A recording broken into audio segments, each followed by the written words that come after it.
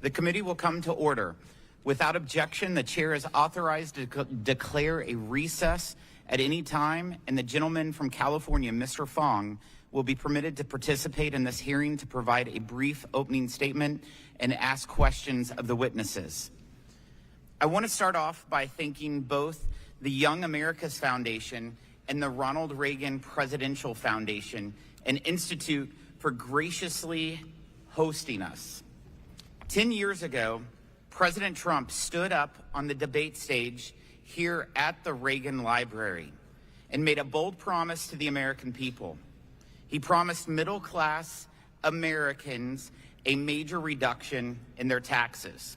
He delivered on that promise in 2017, and he delivered on it again just a few weeks ago when we signed into law another big middle-class tax cut in the One Big Beautiful Bill.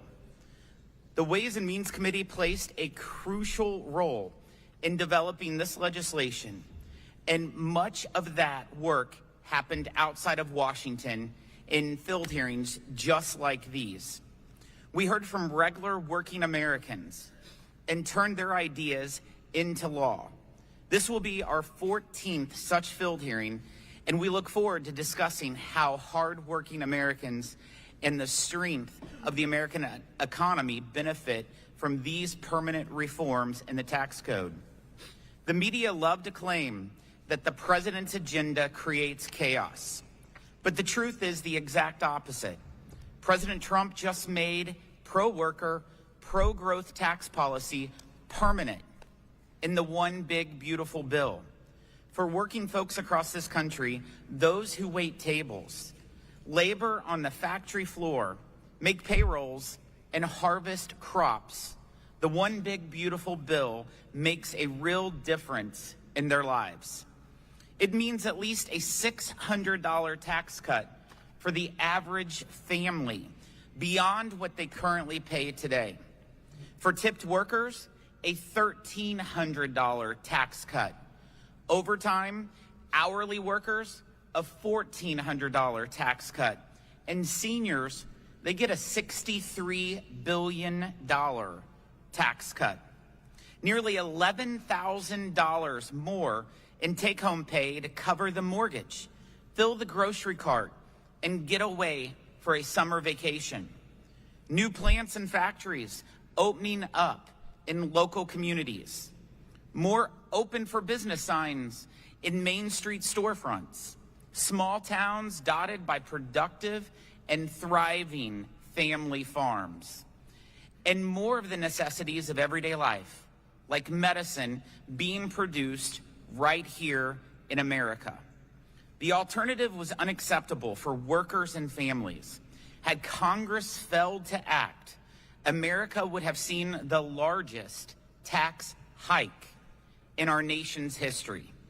$4.5 trillion that would otherwise have gone toward new investments, equipment purchases, and pay raises would have gone straight to Uncle Sam. Millions of jobs, including those from small businesses and manufacturing, would have been lost.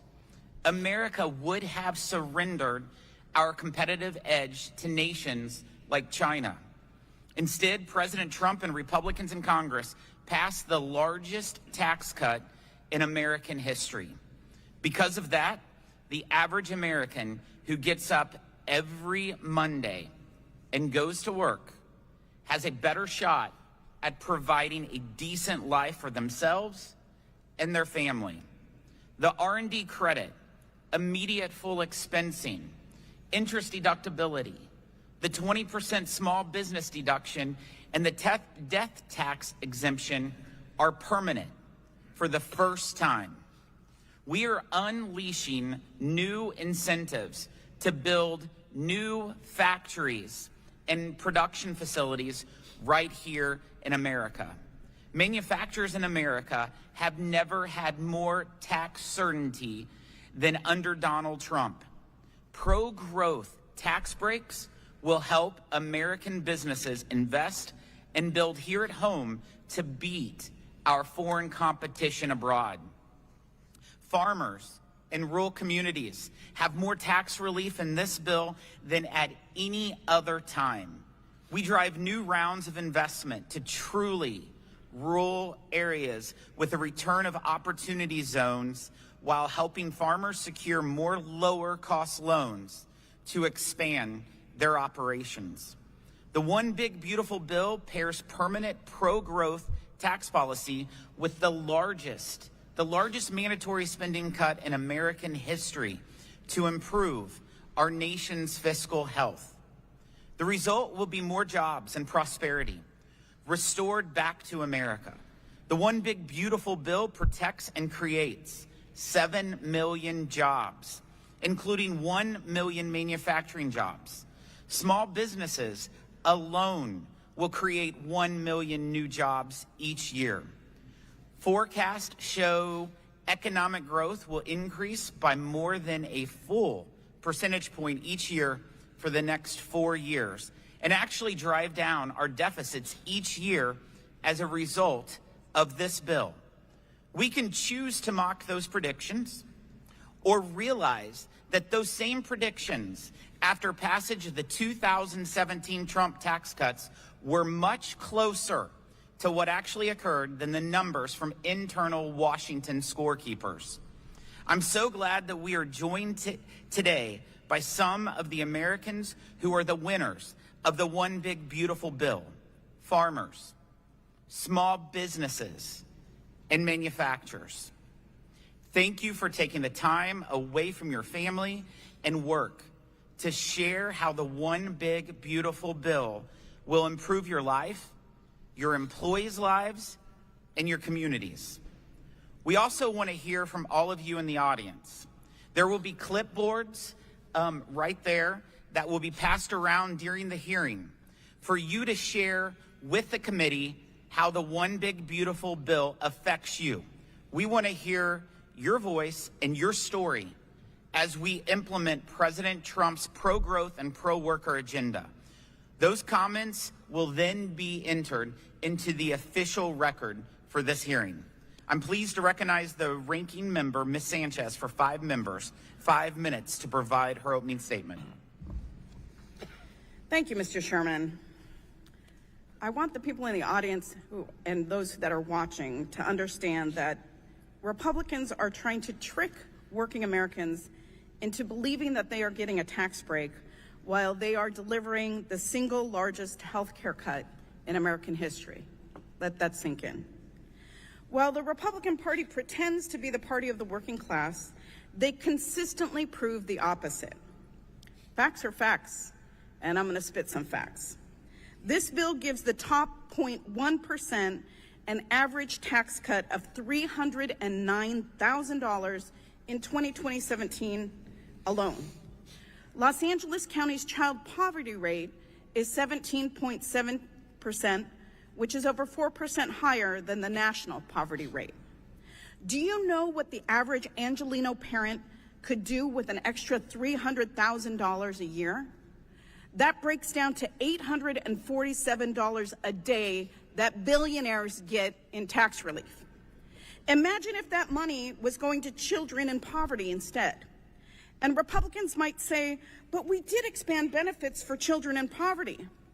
Well, for people making under $50,000 a year, the expansion amounts to only 68 cents a day, far below what it takes to lift a child out of poverty. If those numbers were flipped, we could give working families hundreds of dollars a day in benefits. Do you know how much child care, how much food, how much college savings that would mean for the average American family? But Republicans don't care. This bill delivers crumbs to working families while stealing their health care. So yeah, they may get a tiny crumb of a tax break, but what they are taking away with the other hand is far greater. This bill will also raise all of our health care premiums, cut coverage for over 17 million Americans. That's not good for America. Close hospital doors, particularly in rural places where there is already a rural health care crisis, and cut doctor payments. Republicans are cutting kids' health care. 1.6 million children in California are enrolled in the Children's Health Insurance Program. This cruel bill locks children out of CHIP coverage and imposes annual and lifetime limits on care. They also want to cut health care for our parents and our grandparents. The so-called party of fiscal responsibility is exploding our national debt, which is why I find it comical that they pretend that it's somehow magically going to erase our debt. It triggers $500 billion in cuts in Medicare. This is after repeated promises to not touch someone's health care. The elderly and people with disabilities will get kicked out of their long-term care facilities. Hospitals and clinics will close. Nursing homes, which primarily take Medicaid dollars, will shutter their doors. Republicans on the committee boast about no tax on tips, which this bill does do. Taxpayers, though, are still required to pay payroll taxes on their tips, which, especially for low-wage workers, tend to be the highest. And those provisions are temporary. All of the so-called benefits to middle class are temporary, while the tax cuts to billionaires are permanent. And President Trump has been bragging about no tax on Social Security, which isn't even in this bill. To my Republican colleagues, you have failed your constituents once again. Mr. Chairman, your district has over 250,000 Medicaid enrollees. Did you not think about them when you voted for this bill? Or do you just care about the 1% who is benefiting the most? I am proud to stand here for all Americans, not just the wealthy few. I thank you, and I yield back the balance of my time.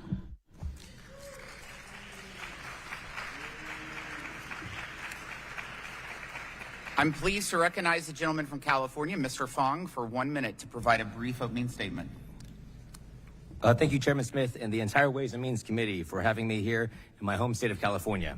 It's an honor to be here at the Reagan Library in Simi Valley as we hear directly from local business owners on how the one big, beautiful bill will support our farmers, our ranchers, and our small businesses.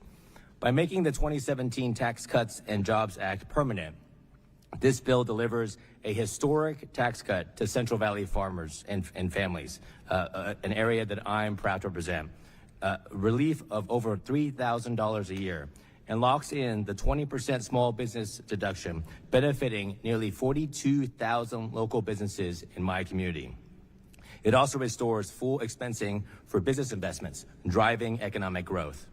For my agricultural community and our state's agriculture community, this bill makes the death tax exemption permanent, helping over 3,200 family farms and ranches in my community stay in the family. It also invests $1 billion in critical water infrastructure like canals, reservoirs, and groundwater recharge to support drought-stricken areas and regions right here in California. And by expanding trade and crop programs, it ensures long-term support for the Valley's world-class farmers. Simply put, this bill builds a stronger economy, a competitive workforce, and a more affordable future for California and our nation. Thank you, Mr. Chairman, and I yield back. I'm pleased to recognize the gentlewoman from California, Ms. Chu, for 1 minute to provide a brief opening statement. From the moment he was elected, President Trump has manufactured chaos in California. He's taken over our National Guard, deployed Marines to Los Angeles, threatened to arrest our governor, and is stalling disaster aid for our state that is so desperately needed to recover from the deadly LA fires that destroyed homes, displaced thousands, and took 31 lives. Now, Republicans have flown in to do his dirty work, staging a sham hearing to push lies about this big, ugly bill that will devastate working-class Californians and small businesses. Let's be clear.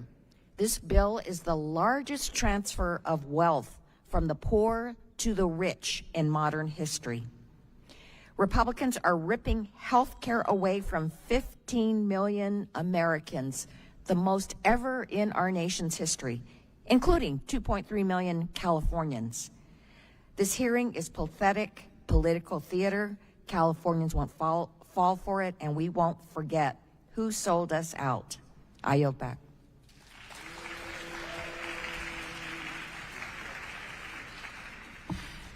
I would like to remind the audience that clapping is a disruption of a congressional proceeding. I've allowed it a couple times, but please honor the federal rules of order. within a congressional hearing. I'm pleased to recognize the gentleman from California, Mr. Gomez, for 1 minute to provide a brief opening statement. Thank you, Mr. Chairman. I've always wanted to come to the Ronald Reagan Library because I thought he represented some of the best parts of, I think, of the Republican Party. And I want to read just something that he said in one of his farewell addresses. He said, "We lead the world because, unique among nations, we draw our people, our strength from every corner and every country around the world. And by doing so, we continuously renew and enrich our nation. While other countries cling to the stale past, here in America, we breathe life into dreams. We create the future, and the world follows us into tomorrow.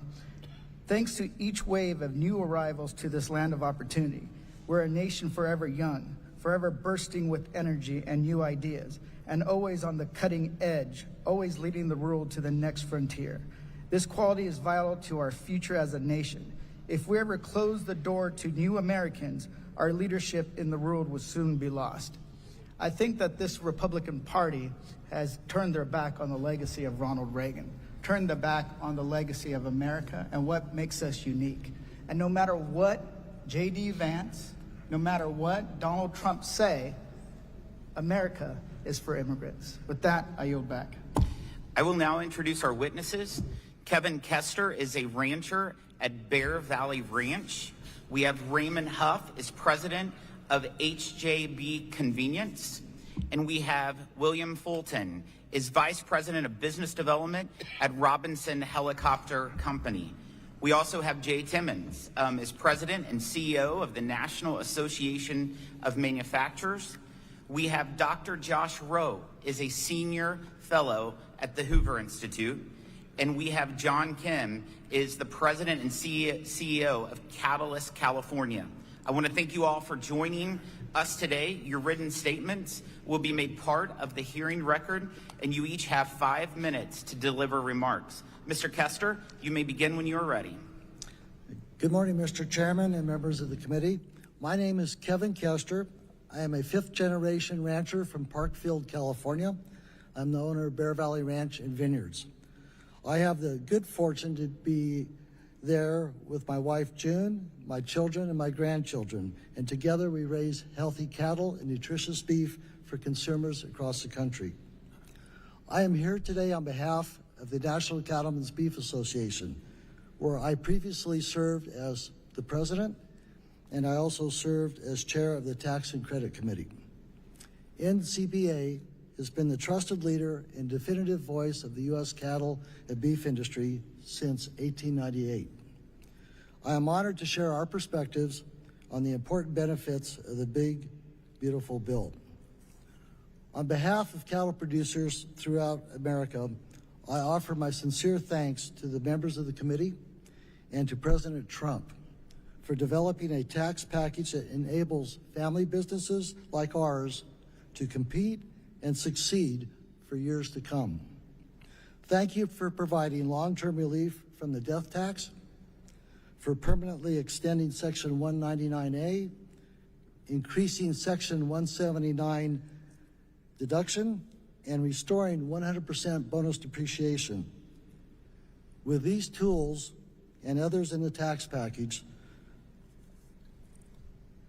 rural family businesses like ours are more equipped to compete with larger corporations and spur growth in our local economies.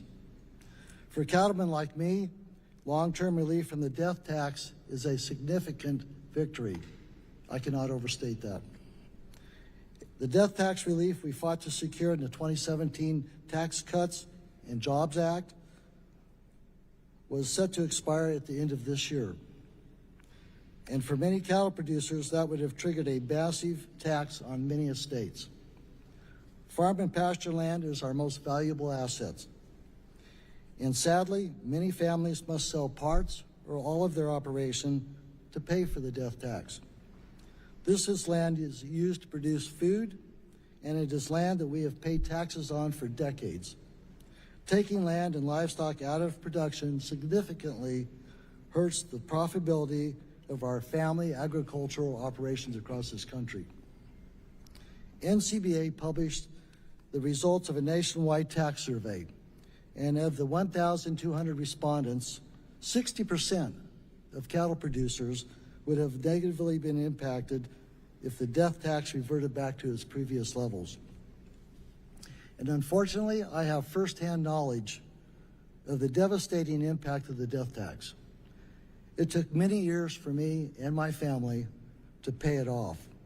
That is something I hope no farmer, rancher, or family business ever has to face.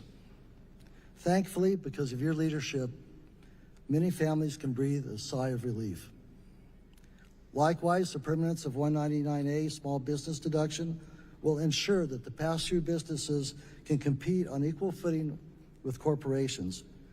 Many cattle operations are structured as pass-through businesses, and many of them would have faced a tax increase if the deduction expired.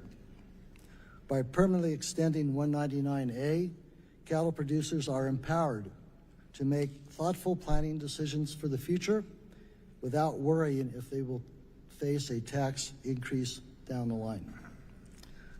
Like other small businesses, cattle operations require significant investments in machinery, equipment, and depreciable assets.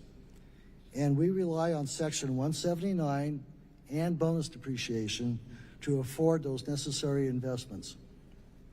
Increasing Section 179 and restoring 100% bonus depreciation is a major win for small businesses. And making these provisions permanent will give us the flexibility we need to invest wisely in our businesses. The tax package of the One Big Beautiful Bill contains many provisions that will help my family and many other ranching families as we plan for the future and spur economic growth. I greatly appreciate the opportunity to participate in this hearing, and I look forward to answering your questions. Thank you, Mr. Chairman. Thank you, Mr. Huff. You're now recognized. Thank you, Mr. Chairman, ranking member, members of the committee, for allowing me to talk about the One Big Beautiful Bill and how it helps small businesses like mine. My name's Raymond Huff. I'm president of HJB Convenience. I'm also a board member for the National Association of Convenience Stores. I've been in the convenience industry since 1988, and my business has seen its ups and downs. From having stores in the World Trade Center during both 9/11 and the 1993 bombing, to providing a livelihood for a great group of employees who have stayed with me for an average of 20 years. Today, I operate 7 convenience stores and have 16 employees. 2 of those stores are in Los Angeles area. I've come a long way from the 15-year-old who got my first job because I picked up trash outside of an office before my first interview. But my business has struggled over the past 5 years. Prior to 2020, I had 23 stores. I operate convenience stores inside high-rise office buildings. When COVID hit, people stopped coming through those offices. We had to close 2/3 of our stores. Frankly, the Tax Cuts and Jobs Act saved me. I was able to invest in self-checkout technology in my before the pandemic because of the 199A tax deduction and bonus depreciation. Without that, I could not have survived the downturn. With no profits, I've not been able to make use of the tax deduction for the past 5 years. Now and in the future, however, I need those tax benefits, and I'm working towards profitability again. The tax provision and the bills are a critical part of my plan. For example, the bill's provision that returns 100% bonus depreciation is a key to allow me to invest in expanding and hiring employees. Bonus depreciation alone will help me double the size of my most profitable store. That will allow me to add 5 more employees, an increase in my workforce of 1/3. In addition to expanding our best performing store, the numbers now make sense for me to reopen 2 of my stores that I closed after the fallout of the pandemic. That could add another 4 employees to my company. All told, I expect to increase my employee numbers by 50% or more. If that's the impact on just my business, multiply that across thousands of small businesses, and the impact on the U.S. economy is immense. Making Section 199A permanent, increasing the allowable business interest deduction together with bonus depreciation creates a virtuous cycle for my business. First, these tax provisions make it possible for me to afford investment in growth.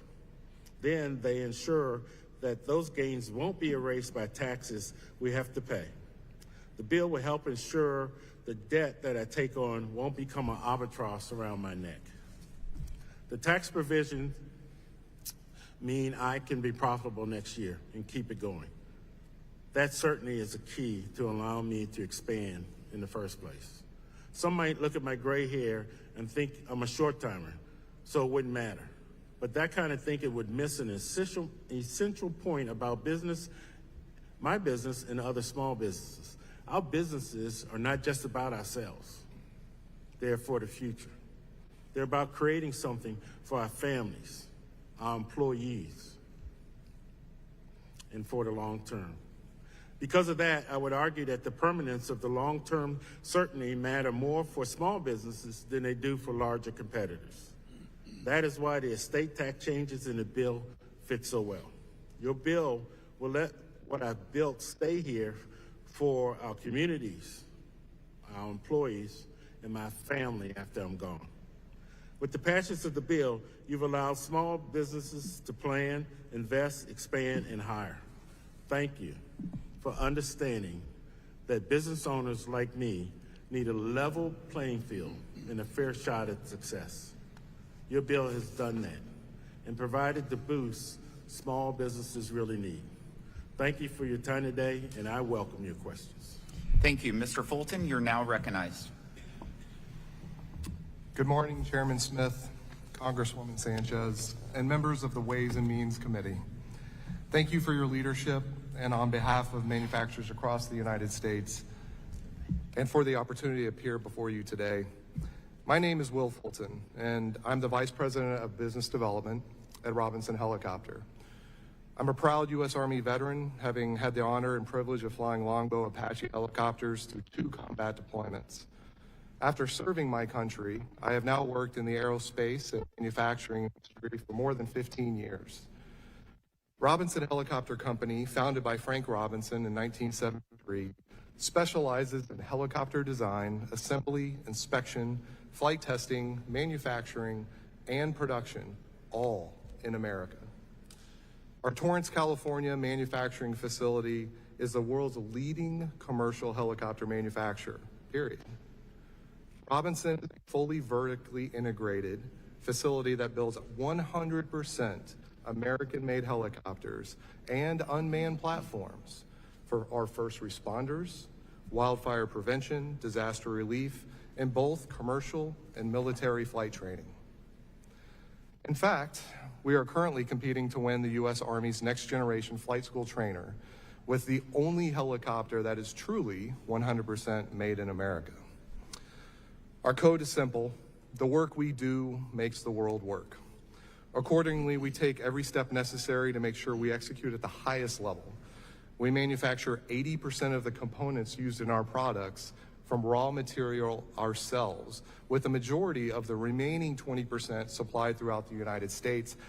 Most of those critical suppliers remain within 100 miles of our headquarters in Southern California. Our 1,300 employees make more commercial helicopters in a year than any other company in the world. Many of our employees come from families who have worked at Robinson Helicopter across multiple generations, and we are proud of the work we do, which the One Big Beautiful Bill Act supports by driving our ability to accelerate domestic investment, expansion, and growth. Before the passage of the bill, we are looking at 2 very different paths for next year. Either preservation of the Tax Cuts and Jobs Act that empowers companies like Robinson, or large tax increases that could further erode local business growth and job creation.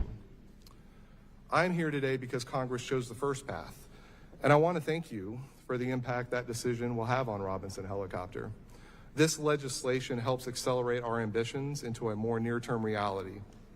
To achieve our goals, we will need to push the boundaries of manufacturing technology while investing in the equipment, workforce, and facilities needed to further expand Robinson product offerings.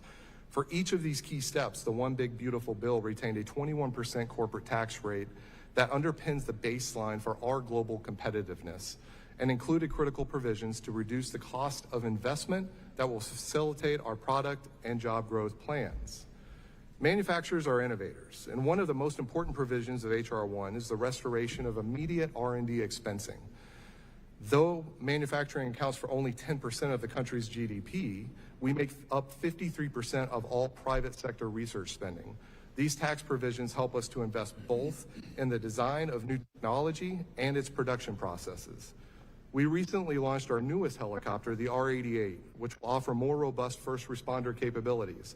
Our R&D efforts for the R-88 include the ability to fit that helicopter with more advanced technology and equipment for firefighting, disaster response, and emergency medical services. That helicopter will act as an operational control center to a fleet of fire surveillance drones to better scan for any signs of ignition, ensure faster response times, and expand the capacity of fire departments to contain fires earlier. The research needed for these new products will also help prevent the destructive wildfires that have been prevalent in California. It's impossible to overstate how important this is to our local communities, especially those recently displaced by the Los Angeles wildfires earlier this year.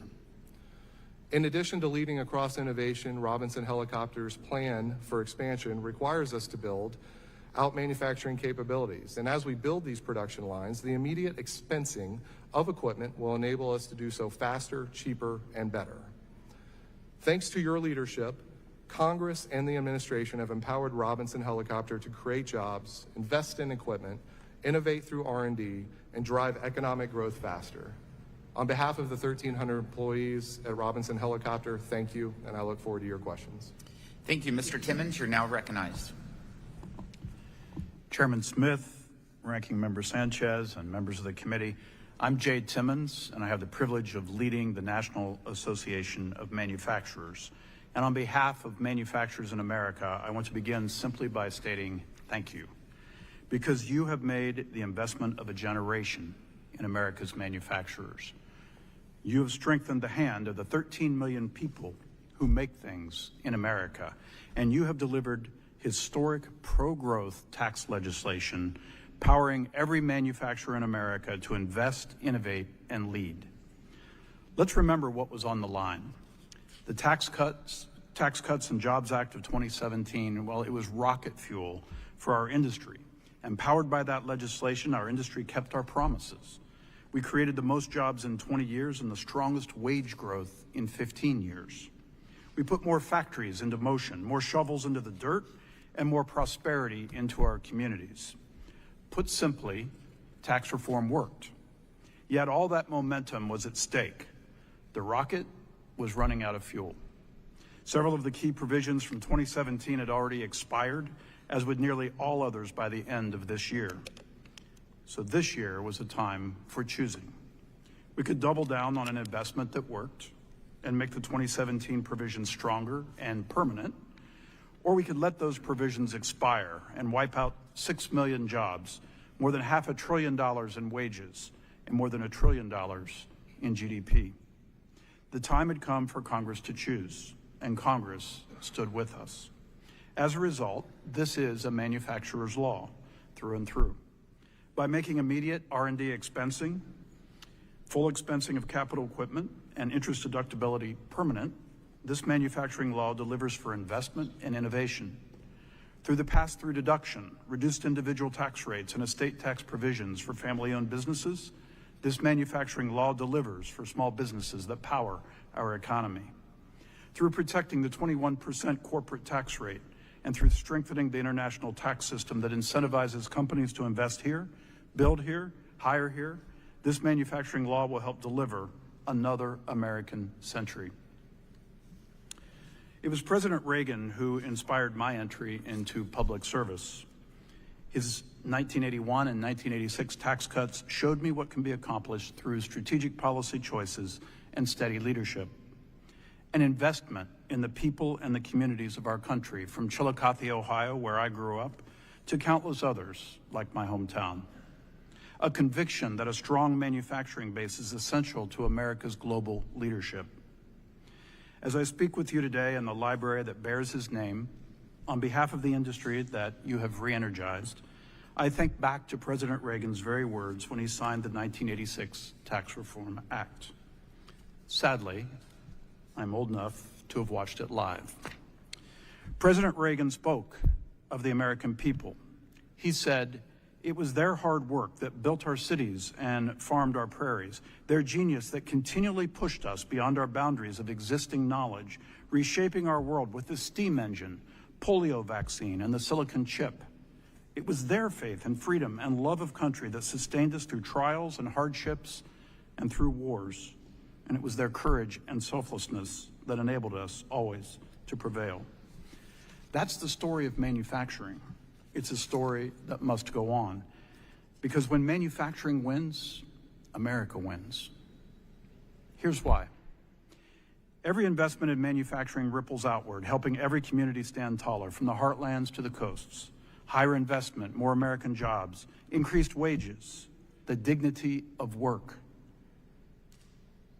Now, I acknowledge that not every American, let alone every member of Congress, is convinced. But I can promise you this. Through the power and potential of these reforms, manufacturers will work every day to make sure that all Americans benefit. On that, you have my word. And just as we did after 2017, manufacturers will deliver again. Thank you, Mr. Chairman. Thank you. Dr. Rao, you're now recognized. Chairman Smith, Ranking Member Sanchez, members of the committee, my name is Joshua Rao, and I'm an economist at Stanford University. Strong economic growth benefits all Americans by raising incomes across the board. But in January, the CBO projected growth to average just 1.8% over the next 10 years. Had growth been that slow over the past 50 years, the U.S. economy today would be 40% smaller. Fortunately, Congress recognized the imperative for pro-growth tax policy in the big, beautiful bill. Let's start with the business tax reforms. First, the Act restores and makes permanent full expensing of business equipment and temporarily extends it to certain structures. In research with my co-authors, John Hartley and Kevin Hassett, we found that the 2017 business tax reforms led to substantially higher investment rates. So these extensions are a powerful step for growth and productivity. Second, the Act restores permanent full expensing for domestic R&D. Since 2022, firms could only deduct R&D costs over time. Reversing that change will boost innovation. Third, the Act fixes the limit on business interest deductibility to apply in a way that reduces distortions against investments. The Tax Foundation estimates that these three changes alone will raise long-run GDP by 0.8%, roughly $250 billion per year in today's terms. Beyond these provisions, the Act renews other critical pro-growth tax reforms. Most notably, it makes permanent the TCJA's individual income tax rate reductions and the qualified business income deduction for America's vital pass-through businesses. By extending rate relief and improving access to the QBI deduction, the Act cuts taxes for households and also strengthens incentives for pass-through firms to invest, hire, and grow. In my research on California's steep tax hikes, where the top marginal tax rate here is now 55% higher than it was 20 years ago, I've shown that elevated tax rates suppress economic activity, not only through outmigration, but especially for those who stay. When federal tax rates rise, the same happens nationally. When you cut rates, you unleash prosperity. Now, one obstacle to pro-growth tax reform is how the CBO and JCT measure the supposed costs of tax policy changes. These agencies routinely underestimate the economic growth effects of tax cuts. Compounding the problem is a lack of transparency in their economic models. Congress should address this by requiring these models and their source code to be made publicly available.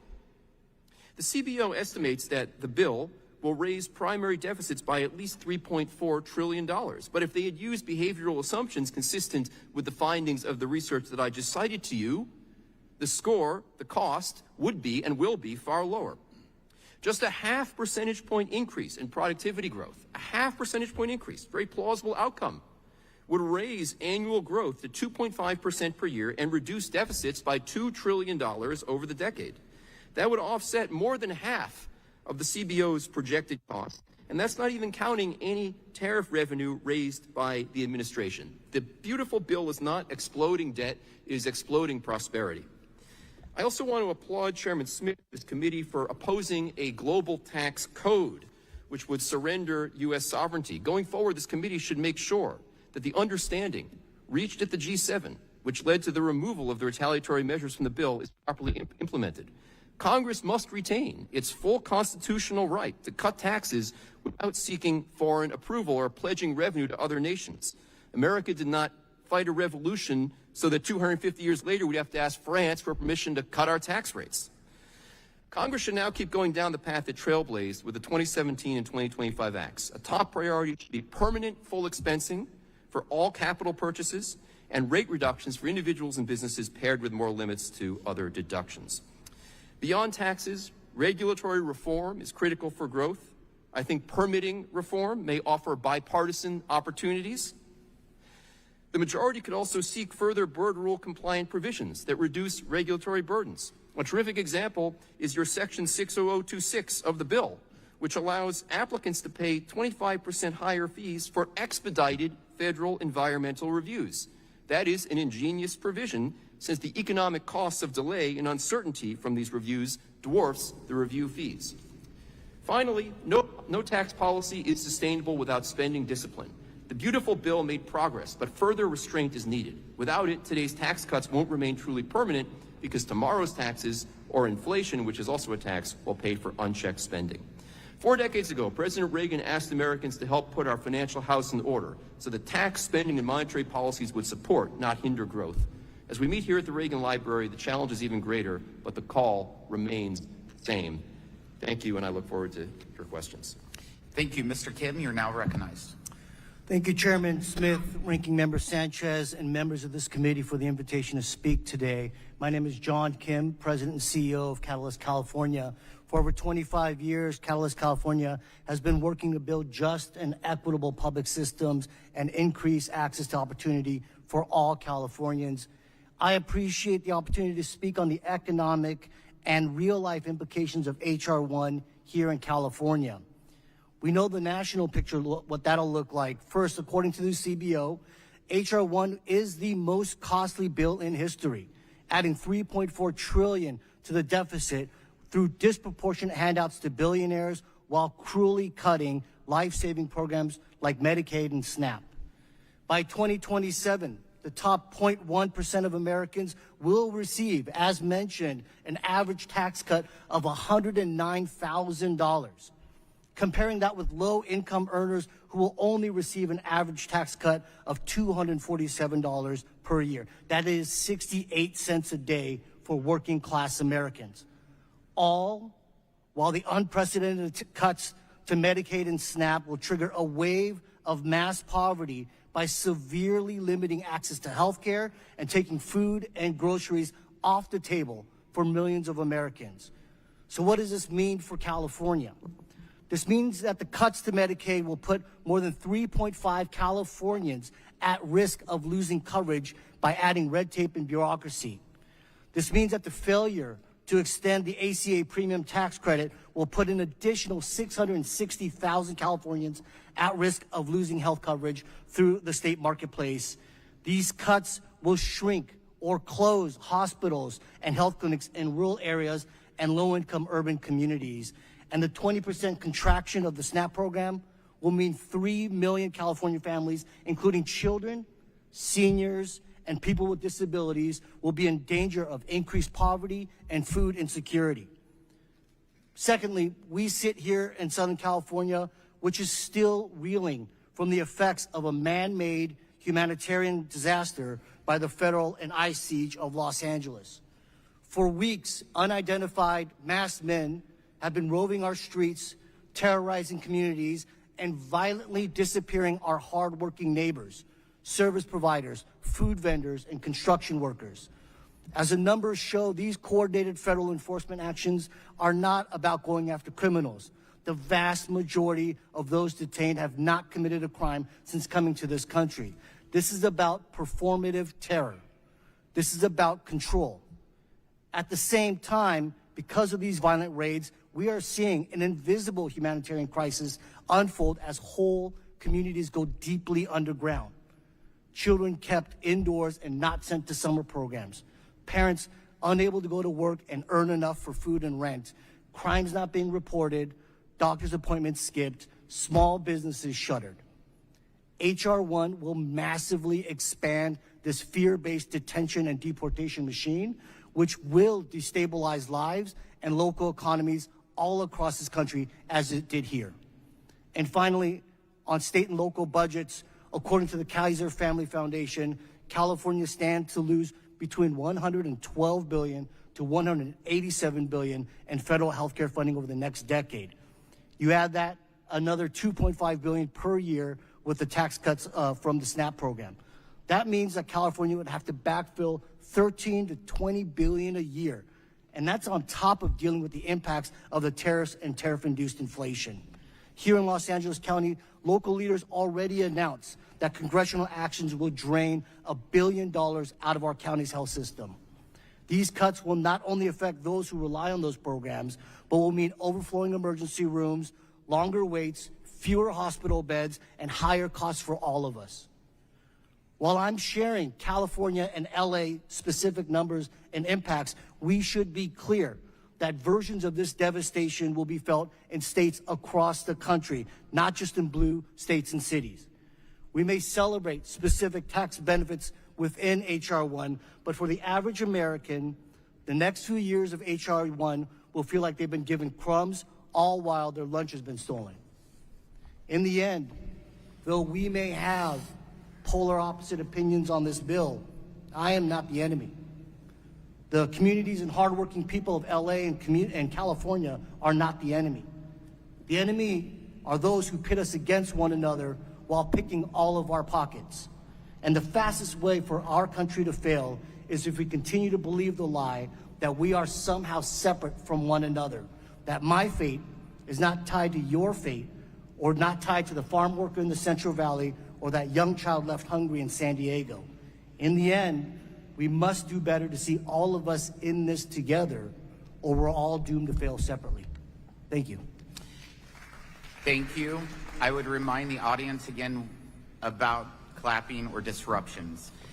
We will now move to questions. I will defer my questions till later in the hearing, and I'll call on Mr. Smith for his questions. Thank you, Mr. Chairman. Thank you to my colleagues for taking the time to be here. Thank you to our panel for being here. Thank you to all those who have taken time to share your perspective, perhaps observe also what is happening. Certainly, Mr. Trulio, thank you for shining a light on President Reagan's legacy here at this facility. I'm particularly a Reagan junkie, and I always love coming back here, but it's nice that there's always something new, too, that will reflect how great President Reagan was for our country, and not only past and present, but well into the future. So thank you to you and your team. Last year, we passed a bill, slightly different circumstances, different president. A lot of the same issues, though, in a bill that was bipartisan.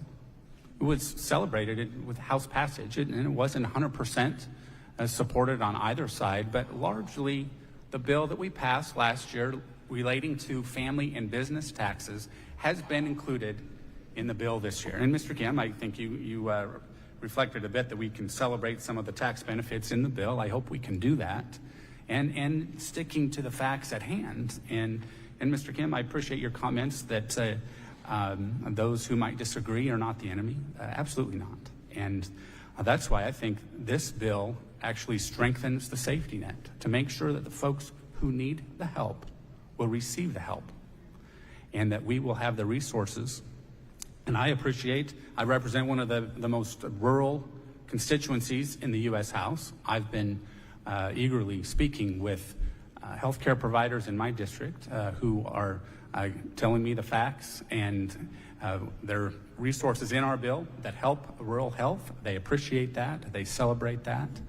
And they also are constantly telling me how vibrant their operations are. I appreciate that. So as we move forward here and reflecting on how productive, if I might emphasize the word productive, what we did in 2017 was, because I think Mr. Huff, Mr. Kester, Mr. Fulton touched, and Mr. Simmons touched on productivity in our economy, especially manufacturing, from Mr. Timmons, but agriculture, small businesses. Our goal was to increase productivity with a tax cut so that the American people could benefit without triggering inflation.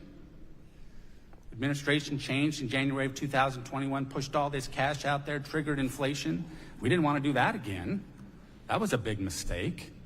And so that's why we shifted gears here to pass the bill that we ultimately did the other day that I think will be great for workers. We heard from workers yesterday very eager to experience the benefits of the new bill because they experienced the benefits of the last bill. In 2017, what we did, increased wages at a faster rate than executive compensation. A lot of folks don't really want to talk about that, but that's the fact. So, Mr. Kester, thank you for being here. The death tax. Many would say it's a double tax. I would love to get rid of it entirely and permanently, but that's not where we ended up. But we did end up with an exemption, and it is permanent. Can you speak to the usefulness of that permanence in terms of perhaps agriculture operations and other small businesses as well? Absolutely. For the estate tax, which we not so fondly refer to as the death tax, my family is, over the last 30 years, has spent tens and tens of thousands of dollars trying to plan legal expenses, plan for mitigating the different rates and exemption amounts over the years. And so now, with the permanency of having a baseline indexed up, we can plan and wisely try to transition for our generational family ranching operation. I can't overstate how big that is to have that certainty and knowing what the limits are going to be. And at the same time, hopefully we can have the discussion about full exemption in the future. But it is hugely important to my family and many other ag operations, family-run businesses, to have that permanency and certainty of what the numbers are so they can properly plan for future generations. Thank you. I appreciate that perspective, and I wish I had more time. But Mr. Timmons, just briefly, could you reflect slightly on the importance of interest deductibility and how that is carried out with your members? Absolutely. Thank you. And thank you for your leadership on interest deductibility, Congressman. You spoke to our small and medium manufacturers group earlier this year, and it's one of the top issues that you heard from them. Because especially when a small manufacturer wants to invest in new plants or equipment, if they want to invest in research and development activities, if they want to build a new facility, obviously they probably have to borrow some money. And the cost of interest has, for the last few years, because that provision expired, the 2017 provision expired, the cost of interest here in the United States has been much higher than it has been in other countries around the world, which is a competitive disadvantage. So by restoring that, you've enabled businesses, frankly, of all sizes, to increase their investment capacity and to grow their businesses and to create more jobs. Yep. Thank you. I yield back. Ms. Sanchez is recognized. Thank you, Mr. Chairman. You know, 5 minutes is not nearly enough time to list all the ways in which this bill is going to hurt Californians. From the 3.4 million Californians who risk losing Medi-Cal to the 70,000 jobs put in jeopardy by the cuts to clean energy credits, the one big bullshit bill does nothing but put us in a worse spot than we were before President Trump was in office. This bill raises prices on everyday Americans. It raises healthcare premiums, and it raises taxes for the working class. And this comes at a time when Trump and Republicans are already increasing costs for working families at the grocery store and for back-to-school shopping through their ridiculous on-again, off-again, will we, won't we tariff policies. Even President Reagan, whose trade policy couldn't be more different than my own, has been on record saying that tariffs raise prices on consumers. Sound familiar? It should sound familiar to you, Mr. Timmons. Your organization, the National Association of Manufacturers, put out this press release in April of this year, which I would like to submit for the record. Without objection. Mr. Timmons, in this press release from April of this year, you stated that 87% of small and medium-sized manufacturers indicated that they may need to raise prices. Since we have seen tariff after tariff levied on our closest trading partners, do you deny that tariffs have caused some businesses to raise prices? Well, thank you for that question, Congresswoman. I'd like to address a couple of things that you said there. I just asked a simple question, Sure, I get and that. I've got limited time, so a yes or no answer would suffice with a brief explanation. Sure. Do you deny that tariffs have caused some businesses to raise prices? So, as I've said, businesses are very concerned right now about the tariff policy, and we'd like to know, frankly, what the solution is going to be and what the administration is going to negotiate with various countries. Having said that, one thing that is important, and I wanted you to be aware of this, one thing that is important to know is that even if we turned on every machine in this country right now and we filled every single job that we have open, which is 400,000, and we ran those machines 24 hours a day, 7 days a week, we could still only produce about 84% of critical inputs that are necessary to grow manufacturing capacity in the United States. I'm not sensing an answer to the question, Well, though. you should, because 16% of those critical inputs do have to come from other countries. And if we raise the prices on those, it makes it more difficult to experience a growth in manufacturing. Okay. So we want I to see some appreciate sort that of a answer. program that allows some sort of a speed pass I to allow appreciate the those answer. issues or those Thank products you, to come Mr. in Timmons, for duty-free. claiming my time. I just want for the record to note that beef prices are hitting records, rising almost 9% since January, according to the Department of Agriculture, and retailing for $9.26 a pound. If you do grocery shopping weekly, like I do, I don't imagine most of you guys do. I bet you have others that do it for you. No, you my notice husband and I you both notice do the the increase shopping. in prices.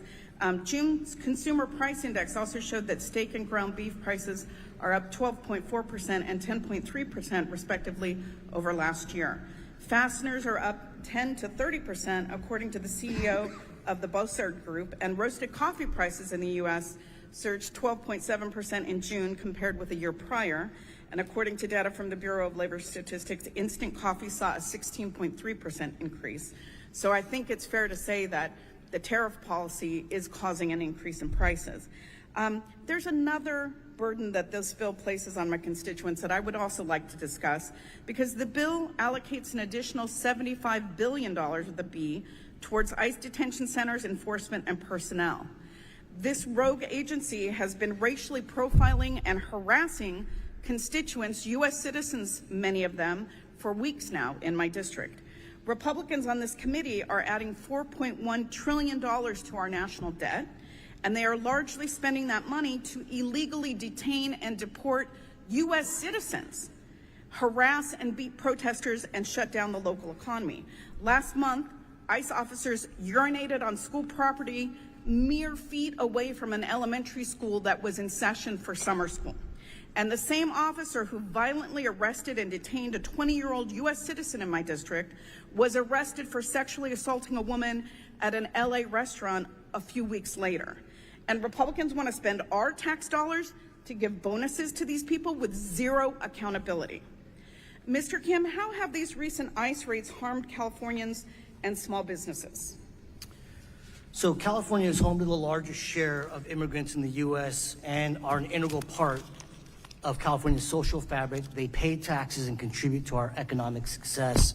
Of the more than 2 million Californians who are undocumented, they actually contribute $8.5 billion a year in state and local taxes. Nationally, undocumented immigrants contribute nearly $60 billion in federal taxes, despite their exclusion from most public benefits.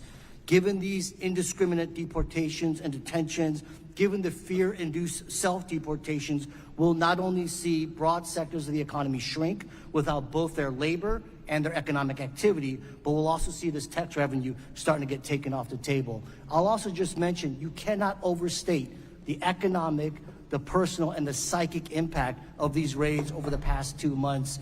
We've seen reports of 8-year-olds walking down the streets in some of the highest hit neighborhoods, trying to carry 2 or 3 pizza boxes at a time, as many as their arms can carry, because they're the only ones with documentation in their households to bring food home to their families. Thank you, Mr. Kim. I couldn't agree with you more. I just want to close with this quote from Ronald Reagan. I believe amnesty for those who've put down roots and lived here, even though they may have entered illegally. I would remind my Republican colleagues that if you're going to put him on a pedestal, you remember what his teachings are. And with that, I yield back. Mr. Fong. Thank you, Mr. Chairman. As someone who represents the food production capital of California, this bill is no doubt a positive and necessary thing for our agricultural community. My region is just 1% of the total farmland in our country, but we produce a quarter of our country's food. My region grows over 250 different crops. We're 40% of the nation's fruits, nuts, and vegetables. We produce dairy, grapes, cattle, lettuce, almonds, pistachios, strawberries, tomatoes, carrots. So for those who go to the grocery store, I would like everyone to thank the farmers and ranchers in my community that produce the food that we all enjoy. Mr. Kester, thank you for what you do to grow cattle in our community and across the country. I was wondering if you could talk about how lifting the financial burden that this bill does allows you to empower yourself and your family to reinvest in your ranch, and whether it's buying a new tractor or any other equipment. What does it mean in your operation to allow you to produce the food that we enjoy? Oh, it means everything.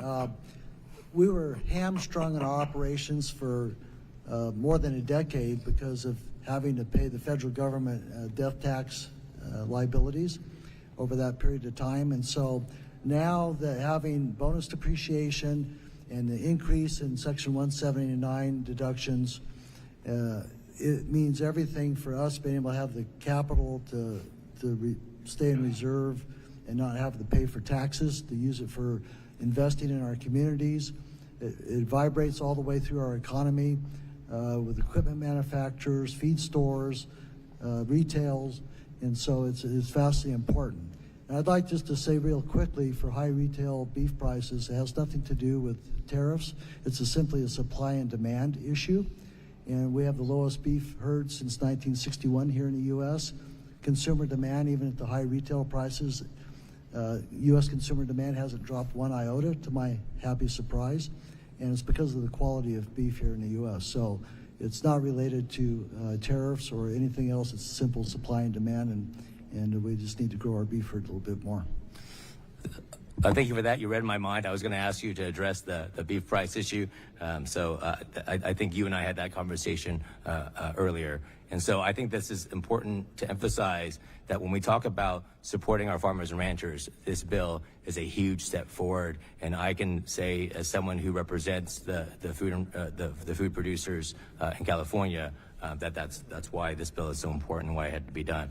To Mr. Fulton, as someone who represents an area also that has been dealing with catastrophic wildfires, and of course, as you mentioned before, our entire state is in a year-round fire season.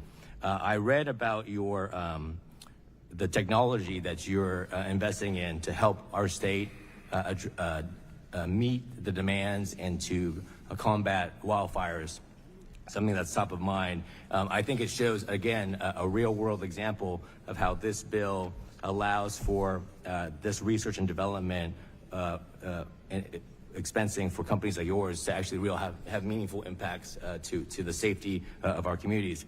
Could you talk about how the R&D expensing and how it allows you to accelerate technological innovation within aerospace or within the research you're doing to innovate and develop new technologies and new capabilities? Yeah, thank you for the question. Absolutely, very excited about this capability. We are going to be able to have predictability, and with that predictability comes accelerated advancement and accelerated economic inputs. And for us, and for our suppliers, which I mentioned earlier, are all throughout California, we are able to really take hold and grasp that and then expense those R&D expenses for the new RD8 that I mentioned, right? And we can do that faster. And when we do that faster, we're going to buy more machining. And when we buy more machining, we're going to hire more workers. And we're going to continue to expand that footprint. But more importantly, it's actually going to go to serve the community. So that new helicopter with those drones are going to be able to go out with one person on board to actually find ignition, points of ignition faster. And we think that's really important. We are in Los Angeles County. We were impacted by the fires. Our workers were impacted by the recent fires. They see the need for this enhancement, and they see the need to do it 100% in the U.S. And once again, I like to circle around to the fact that our factories are really the closest thing that you will see, we believe, to a modernized World War II factory that exists in our nation. We take raw material and we turn it into aircraft and flying vehicles. The advancement of R&D expensing allows us to do that much faster, better, and cheaper. Sure. Quite frankly, we just get more bang for our buck. Thank you. I've run out of time, but I just want to thank you for the testimony. But when you go to the grocery store or you see those helicopters that are fighting the wildfires in our state, in our community, they're benefited by the bill and the benefits of what we've done. So thank you, and I yield back. Mr. Kelly. Thank you, Chairman. First of all, thank you all for being here and taking time out of your lives to come and talk with us. I think that Chairman Smith, when we first started session, we thought that let's take the committee out into the country instead of waiting for the country to come into Washington, D.C., because that's an expensive trip. But meeting with you right here on your ground is something that's amazing. And I'm fascinated by everybody's love of President Reagan, because I actually was alive when President Reagan was alive, and I don't think any president ever got more criticism than President Reagan. So I guess it's like people who paint pictures. Nobody appreciates your talent until after you're gone. But one thing, Dr. Ralph, I thought that as I looked through your testimony, I thought this was really interesting what you said, because as we talk about President Reagan, and I'm going to read it because I think it's really important. 4 decades ago, President Reagan spoke to the nation about the risk of growing federal deficits. His words remain just as relevant today. President Reagan said, I'm asking all of you, Democrats, Republicans, and Independents, to give me your help to put our financial house in order so that our tax, spending, and monetary policies will not hinder growth, but encourage it. It is not send inflation and interest rates shooting back up, but keep them heading down, and not drown us under a tidal wave of debt, but protect us in safe harbor of financial stability with a sound and powerful economy. So when I read that, I think there's sometimes people don't understand. I really like to look at resumes, because sometimes just reading somebody's resume really puts into effect, is this a person that actually knows what they're talking about, or are they just talking? I will tell you this, my parents in 1953, my dad was a parts picker in a Chevrolet warehouse. My mother ran the switchboard at that same warehouse. He went off to war, he came back home, went on the road for General Motors, selling parts to dealers. He became a dealer in 1953. I bought that store from him in 1997. My son now runs it for me. But I think we always get so wrapped around the axle on what it is that is really going on in this country. So much like Charles Dickens in The Tale of Two Cities, it was the best of times, it was the worst of times. We've all seen the worst of times, and we've seen the best of times. So when I read all your resumes and stuff, I thought, this is really important because you've actually been on the field. I personally feel that nobody should serve in a public office unless they've actually been in the private sector and lost their job at least once through no fault of their own. You really start to wonder who the heck is making these policies if they've never been in the field, never been in the game? How are they making policies? So if you can, and every one of you have an interesting story. Maintaining a business, keeping a business going, making sure that all these different benefits, by the way, it's not just the government that provides health care, it's not just the government that provides pensions. Private industry does an awful lot of it, and the biggest part of private business are the small businesses. So for Mr. F, I was looking at your resume. You share a little bit about where you started and where you are now. I found that absolutely fascinating, and the same with all of you. Mr. Kester, you can't do what you do without having actually done it. So, but Mr. Huff, I was really fascinated with your resume. Thank you. My first job was working for Marriott, and on the way in, I picked up a piece of trash, and they noticed that I pick up a piece of trash, and so all the other people who were applying, they hired me. And from there, I was hired away, and I now had the opportunity in 1988 to get hired away from Marriott to build out the chain that I now I actually own now. I purchased it in 2004, and it's been a very interesting ride just because of all the places that I've been and all the things that I've seen. So I appreciate that. Thank you. No, thank you. I'm fascinated by, we talk about how many things are wrong in America, and yet for some reason, millions and millions of people want to come to America. We don't have a problem with people leaving because we know what America is. When we're on these panels, sometimes it's fascinating. We can go a deep dive in all the different details and all the different codes and acronyms that we use now to describe everything in our lives. The people in the room today, and the way we think about President Reagan, and the way we talk about America that we once knew, that is not the America that I grew up in, I will guarantee you that. But there's still, at the end of the day, this is the only place in the world for opportunity. You're not going to have equal outcomes, but you have to have equal opportunity. You all exemplify exactly what that opportunity is. So thank you all for being here today. Thank you for the people that came to the Reagan Library today to take a look and listen to where we're talking about. But it is truly those on the ground that have actually done it themselves. I sometimes get mixed up with when I hear people talk policy. I said, that's really interesting. So when you were in your business, is that the way you did it? And they look at you and they kind of say, well, I have no idea what you're talking about. I said, I realize that. You couldn't possibly know unless you've actually been through it. Again, working on a commission-only basis and losing your job at least once, that's the wake-up call. That is the wake-up call. And I just guarantee you, there is nobody leaving America because it's such a horrible country. We take care of everybody. We're the first responder anytime anything happens, not only in our country, but any place in the world. And I really get a little bit more than upset when I hear people talk about, this isn't the country that is supposed to be. It isn't. Really? Really? It is. It is. And we're always going to be that shining city that the president talked about so much. So thank you all for being here today. We really appreciate your input. Thank you, Ms. Chu. Mr. Kim, Republicans spent months claiming they cherish Medicaid and care about working families and small businesses. And then they turned around and passed the most egregious attack on health care that we've ever seen. Their big, ugly bill slashes over $1 trillion from our health system and enacts the largest takeaway of health care from the American people in our nation's history by gutting Medicaid, ending ACA premium tax credits, and cutting $500 billion from Medicare, all to fund tax breaks for billionaires.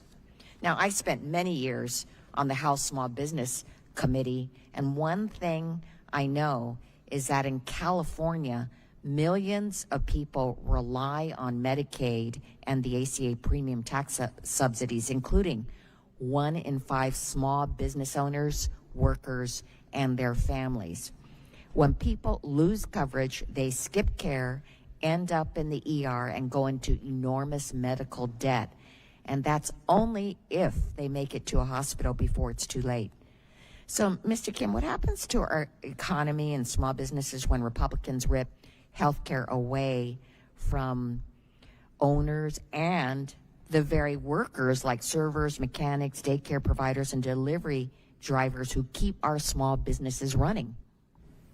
Thank you, Congressmember. I appreciate the question. My father was a small business owner all of his working career, and so I know how tenuous that existence can be. But for most households, as we know, healthcare is their biggest expense other than housing.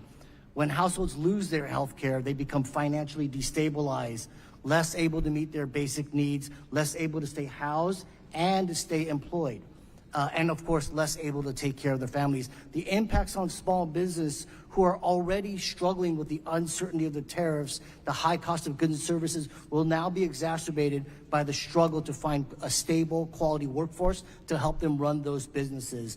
At the same time, ripping away this health care, food assistance, other benefits will mean depressed economic activity, and the buying power of millions of Americans will turn down, which begs the questions, what happens to these small businesses when large portions of the customer base no longer have the money to shop with them?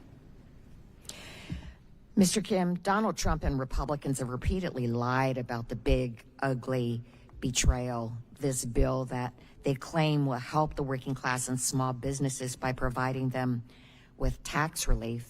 And so after they made a massive tax cut for corporations in 2017, from taking it from 35% to 21%, they came up with this $199 Cap A deduction, claiming that it would help small businesses. But the truth is that this so-called small business tax relief, the $199 Cap A deduction, is just another giveaway to the wealthy. In fact, in 2022, the top 10% of taxpayers got pass-through deductions, this deduction, that were 3,000 times larger than those at the bottom. And in fact, it is really shocking, but the data shows that 70% of the benefits flow to the wealthiest 4.5% of the recipients. That means that the crumbs go to the rest of the 30%. And this is because it's so complicated to claim. The smallest entities either don't earn enough income to take advantage of it or can't hire accountants to navigate its overly complex rules. So this tax deduction in this big ugly bill is really a sham. And after it was set to expire, it's just being continued. But this isn't about small business, it's about making the rich richer. So, Mr. Kim, is making a tax deduction permanent that flagrantly caters to millionaires over the smallest business owners, including those earning $50,000 a year, is that good for California small business? Again, watching my parents run a small mom and pop business, they did not have resources to hire accountants or lawyers. Oftentimes, when they didn't understand some tax document, they would hand it to me or my brother while we were in high school. And so, yeah, they clearly inculcated in me a sense that these rules are for the big boys and not for the mom and pops. At the same time, beyond the misguided, inequitable tax cuts, the failure to extend the temporary enhancements to the ACA premium tax credits means that small business owners in California will see their healthcare costs skyrocket come November. Not a couple years from now, just a few months from now. Many simply won't be able to afford healthcare in the marketplace, or if they do pay the higher premiums, that means they'll have less money to invest in their small businesses or their workers. Thank you. I go back. Mr. Schweikert. Thank you, Mr. Chairman. Professor, you and I are going to run through some math. So everyone that hates math, please, you can tune out. Also, for the fun of it, for those of you who actually have the Wall Street Journal app as of this morning, skip the story that says Democrats are at their 35-year low in favorability. Go to the article that's very detailed, simple graphs to look at on distributional effects of this tax cut. And you'll actually see, once again, the wealthy are paying substantially more. The middle class actually gets a higher percentage of the benefit than the upper income. So instead of the political class trying to spin all of you, actually just go look at the actual math. Professor, and I know, I'm a fan of a lot of your work, and the Joint Economic Committee has quoted some of your work over the years. One thing that I believe your team has actually worked on is the morality and actually future economic vitality of populations that participate in the economy. It's really a University of Chicago study a few years ago for leading PhD economists did the report that's saying if you don't have work requirements, they're poorer at the end of 10 years. If you do have requests to participate in the economy at the end of 10 years, they're wealthier. Do you find that in your own literature? Well, absolutely, and I've actually been somewhat shocked today at the exaggerations of the supposed catastrophes that are going to happen given that we are now including work requirements for Medicaid. You know, the CBO projections of how many people are going to, they use the word lose health insurance, they don't consider the fact that a lot of people will voluntarily move off of Medicaid onto private health insurance, which is actually the point. And so, no, that's right. I also would like to, I also just want to, you want some numbers? Medicaid rolls have increased since 2019 by 7 million people. Professor, and look, for anyone who says it's a cut, it's not. It's a slowdown in the growth. We also have to deal with some math reality, and it's not Republican or Democrat, it's demographics. In 7 years, Medicare doubles in spend. It doubles in spend. And one of the great sins we do as a committee, Republicans and Democrats, is we somehow think healthcare is the subsidy. Think about every word you've heard from the Democrats here in the discussion of healthcare is the subsidy. Sorry, ACA is a finance bill. Republican alternative was a finance bill. Medicare for All is a finance bill. When will we actually unleash the technology, the healthcare revolution to change what we pay, not how we finance and ask for subsidies? Professor, and I think it's actually something your colleague did, which showed that the inflation we had the previous 4 or 5 years was actually the biggest punch in the gut to income inequality in America, because those of us with assets, we get wealthier, the other populations get poorer. And the only choice we have is to build a tax system, regulatory system, incentive system for productivity. Am I wrong? You're absolutely correct, Congressman Schweikert. Productivity is the only answer for us to get out of the situation that we're in. Let's just talk about the medical systems for a moment, okay? Federal government, it spends about a third of the total expenditures on Medicare and Medicaid. And these have gone up so much. You know, the federal government in 2019 spent $409 billion on Medicaid. In 2025, they spent $655 billion on Medicaid. And people are crying about cuts, okay? We need to get much more efficient with these programs and unleash productivity improvements in the programs and in to 9 the benefit years, it's well of over 800. Yeah, and it's going forward. It's only going to increase unless we can incentivize productivity improvements. It's just simply unsustainable. The money is not there. Mr. Speaker, or excuse me, Mr. Chairman, Professor, and I know we only have seconds, but also in your written testimony, you do something that I really hope we do some future hearings on, is what policies can we adopt that now go hand in glove with, we have expensing, research and development expensing. We have the incentives to invest in that productivity. How do we get the alignment of now our laws, our regs, our statutes to actually make them work so we maximize that GDP growth and therefore maximize prosperity for every American?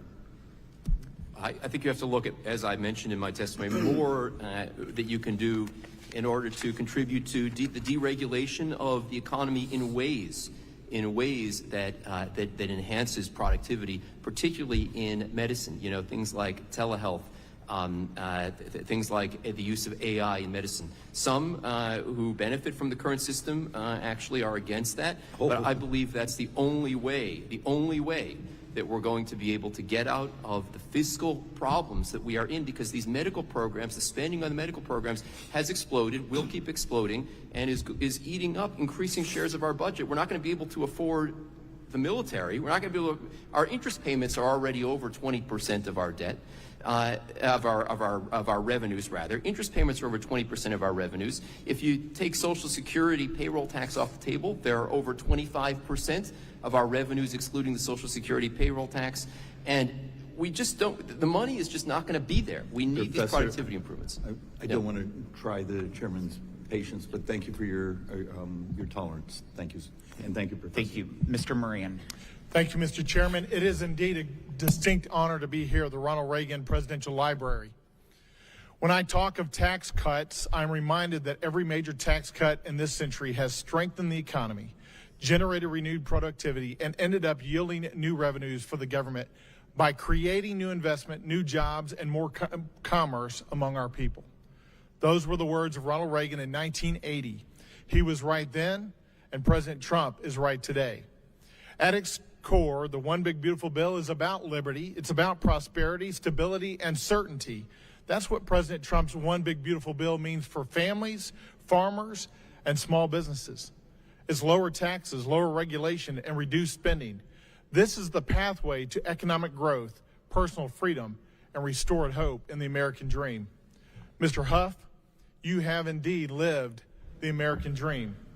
Thank you for sharing your story today as you started picking up trash at the age of 15, and now you are the owner and operator of several convenience stores and a software technology company. That is indeed the American dream. But you said along the way you've had your ups and downs. As a business owner since 1988, I'm sure that's true. As the person that has taken the risks of those up and downs, don't you believe that business owners should also reap the rewards? Absolutely. When your business in particular keeps more of its hard-earned money in the form of profits, what are you able to do with those extra profits? Typically, our extra profits are reinvested in the business. We grow the business. We hire more employees. We buy more coolers, product. We keep the economy going. Yeah, that's exactly what I hear from small businesses around the nation is when they get more money back in the form of additional profitability, they put that money back into either expanding their operations or their businesses, creating a new site, investing more in the employees, providing additional benefits to those employees, raising their wages, expanding their facilities, buying more equipment, all of the things that have been mentioned today and so much more, because that is hard-earned money that you risk everything to make. Isn't that true? Yes. And because of that, we should recognize that it is, in fact, people like you that have built these companies. It is not government that has built these companies. Would you agree with that? I would agree with that. I think that is indeed true. Mr. Fulton, I want to come to you now. Thank you for your testimony. I want to applaud much of what you said. In a similar fashion, you represent a business that's kind of in a niche industry. Fully made in America helicopters. That's really impressive. I applaud you in particular for performing your duty with honor for your country. Those are three words that I know you know in particular: duty, honor, country. So thank you for that. You mentioned that some of the benefits of the tax cuts that we have today to Robinson Helicopter will help the business itself as a benefit to the business, but who are some of the intended beneficiaries down the chain? Who are the real beneficiaries of the breaks that you guys are going to get? Thank you for the question. First of all, it's really our workers. Our workers are the ones that get this benefit. And we have a number of overtime workers, right? So our number of overtime workers will directly benefit from no tax on overtime. And in addition to that new policy, we're better equipped to invest in that workforce. And in addition to that, our suppliers, as I mentioned before, will have more predictability. When they have more predictability, they grow as well. So we see this not just with our core products, but with our workforce, our manufacturing facilities, and our strong American-based supply chain. And when you produce these newly developed helicopters, they're going to help with firefighting. They're going to help with California landowners who are facing those fires. They're going to help with military personnel that are engaged in battle across this world, because they're going to have more reliable equipment. Those are additional beneficiaries that are going to see as a result. We're going to see as a result of the One Big Beautiful Bill. Gentlemen, I want to thank you all for your stories today. I wish I could get to all of you. I want to end with this last quote from Ronald Reagan. He says this, quote, "My fellow Americans, our nation is poised for greatness. We must do what we know is right and do it with all our might. Let history say of us, these were the golden years when the American Revolution was reborn, when freedom gained new life and America reached her best." Thank you, President Reagan, for charting this course, and thank you, President Trump, for returning us to it. With that, I yield back. Mr. Gomez. Thank you, Mr. Chairman. I just want to kind of highlight a few things. These hearings to me are particularly strange because they tend to do them in a kind of very controlled fashion so that the public isn't allowed in a big sense, right? Yesterday in Las Vegas, there was like maybe 20 people from the public.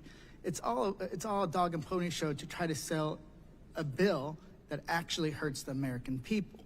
Because when they have a chance to go and do town halls, I'm not saying every single one on this dais, but do town halls in their districts about this bill, in-person town halls, they choose not to.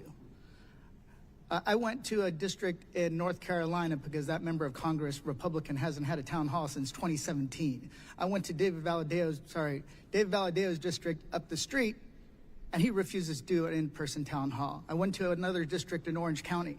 I had 3 live town halls in my district, including a telephone town hall and including a Zoom town hall. Here's the thing. This is all a dog and pony show because they want to control it. But they also want to avoid the responsibility for making their decisions.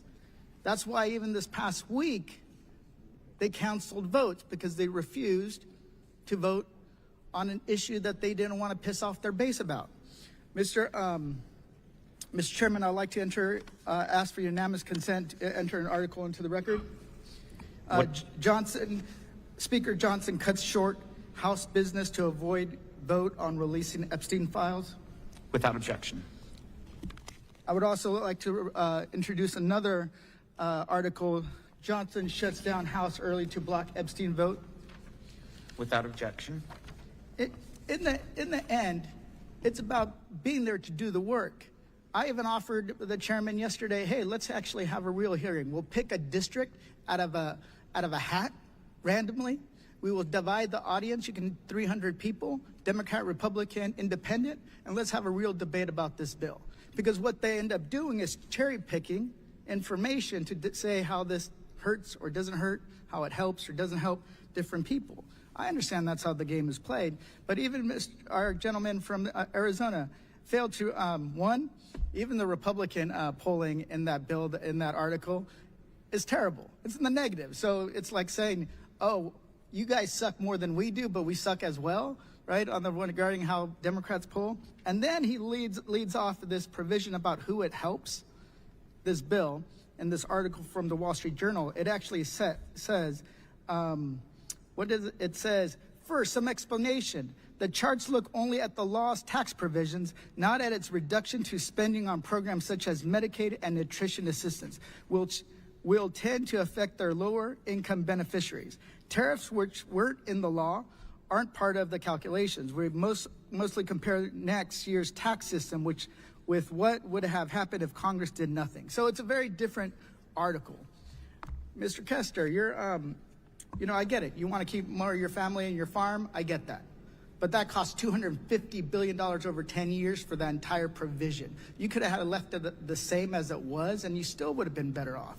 At the same time, when it comes to the livestock industry, 45% of the people that work in the livestock industry are immigrants. But who is this administration going after? Immigrants. Mr. Huff, I'm assuming that you guys accept EBT, correct?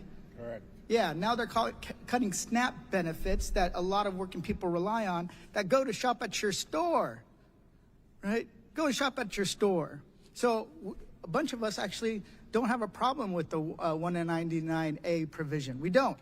There was a debate amongst our side. How do we make it work?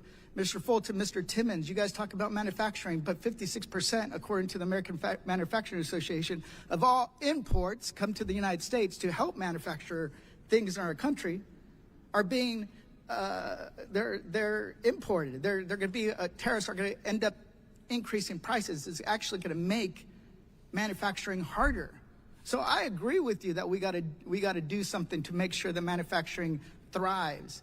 Like deductions, we've been talking about that. We just have different ideas. Mr. Ra, I think that's how you say your name. We don't do dynamic scoring because it's insane. Because if we assume that this is going to do X, Y, and Z, say we pass a law and we're saying, hey, we're going to do tax cuts and that's going to create this much economic activity, when we are not certain, it's an irresponsible way to actually pass laws and budgets. That's not the way we do it. We should be doing static budgeting. Static. That's the way we do it in California. That's the way I was when we were in the legislature, because it's the most responsible way. So one of the things that I want to say is that this bill hurts working families. And in the end, no matter what is said here, the facts on the ground are going to speak for themselves. With that, I yield back. Mr. Estes. Thank you, Mr. Chairman, for organizing another round of field hearings. It's fitting that we're here today in the Ronald Reagan Presidential Library after Republicans passed the One Big Beautiful Bill. This historic legislation builds on President Reagan's legacy of lowering the tax burden on Americans so they can keep more of their hard-earned money. Through field hearings and tax teams, we spent hundreds of hours traveling the country to talk to Americans to gather their input. After years of work, the One Big Beautiful Bill will put America first, delivering immediate tax relief to small businesses, farmers, producers, and working families. Small businesses are critical to our economy and provide an honest living for Americans and their families. Ensuring our tax code is fair and encouraging growth is a priority to Republicans in Congress. A significant component of the One Big Beautiful Bill is the permanent extension and enhancement of the 20% small business deduction. With this deduction being made permanent, small businesses will be empowered to reinvest in their operations, hire more workers, and contribute to local economy. Small businesses will also benefit from the doubled small business expensing of $2.5 million because that will enable them to invest in their employees and grow their businesses. Part of ensuring generational growth in business, whether it's a shop in a small town or a family-owned farm in Kansas, we're making sure families aren't overburdened by taxes and government red tape. Our legislation also raised and made permanent the death tax exemption, which means family-owned businesses and farms will continue to be kept in the family instead of assets needing to be sold solely to pay taxes to the government. A key provision that Chairman Smith and I worked on was the permanent restoration of immediate expensing for domestic research and development, or R&D. Supporting American innovation and encouraging investment right here at home is critical. The R&D expensing provision expired in 2022, which discouraged businesses from investing in job-creating activity, and we saw a plummeting in the investment that was being made after 2022 expiration. Making this provision permanent will boost our economy and lead to more job growth. One of the things we can't lose sight of is that 3/4 of R&D spending are for wages. By giving companies certainty to invest in research here and in the United States, we'll see more manufacturing jobs and a stronger, more competitive America. Mr. Timmons, you've highlighted how critical innovation is to our manufacturers, especially given that they're responsible for 53% of all private sector R&D, even though they just make up 10% of the GDP. Can you speak on what kind of impact that has on the workforce? For instance, how many employees are you able to hire because of these investments in R&D? Well, thank you for the question, Mr. Estes. I think innovation is one of the great competitive advantages that we have here in the United States. And when that provision expired a few years ago, to your point, we saw a reduction in investments in research and development. Why is that important? Well, China has a 200% research and development tax credit for the investments made in that area.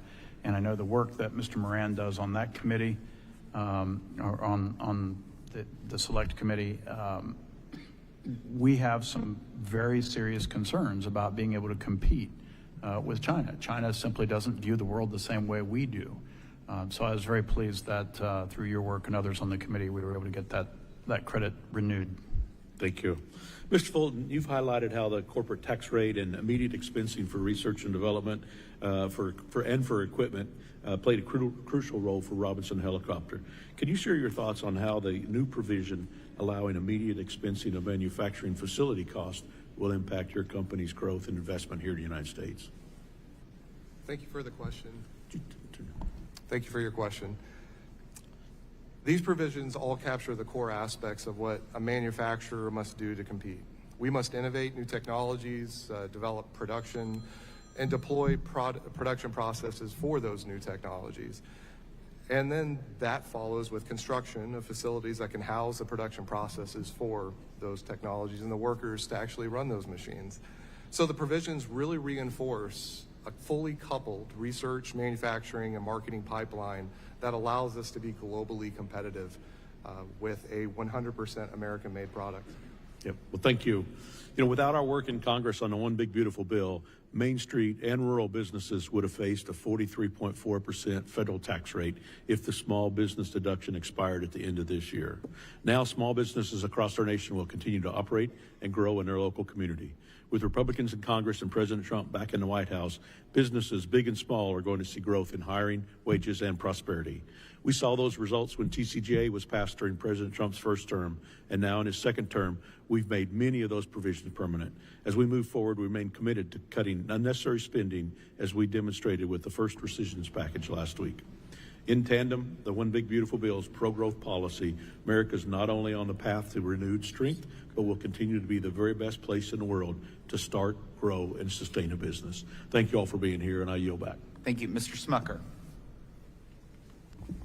Thank you, Mr. Chairman. I'd like to get back to a comment that Mr. Gomez made during his opening statement, alleging that Republicans have turned their back on the ideal that President Reagan had talked about in regards to immigration. He did a quote from the president that talked about the importance of immigration to America and how America is welcoming to immigrations. And I'd just like to say that during Trump's first term, there were 3,962,905 new lawful permanent statuses granted. So almost 4 million new immigrants came into the country. That, by the way, is about the same as during the Biden administration, about 1 million per year, and is about the rate that we're currently seeing right now. So the idea that Republicans have turned their back on immigrants is false. Completely false, borne out by the numbers.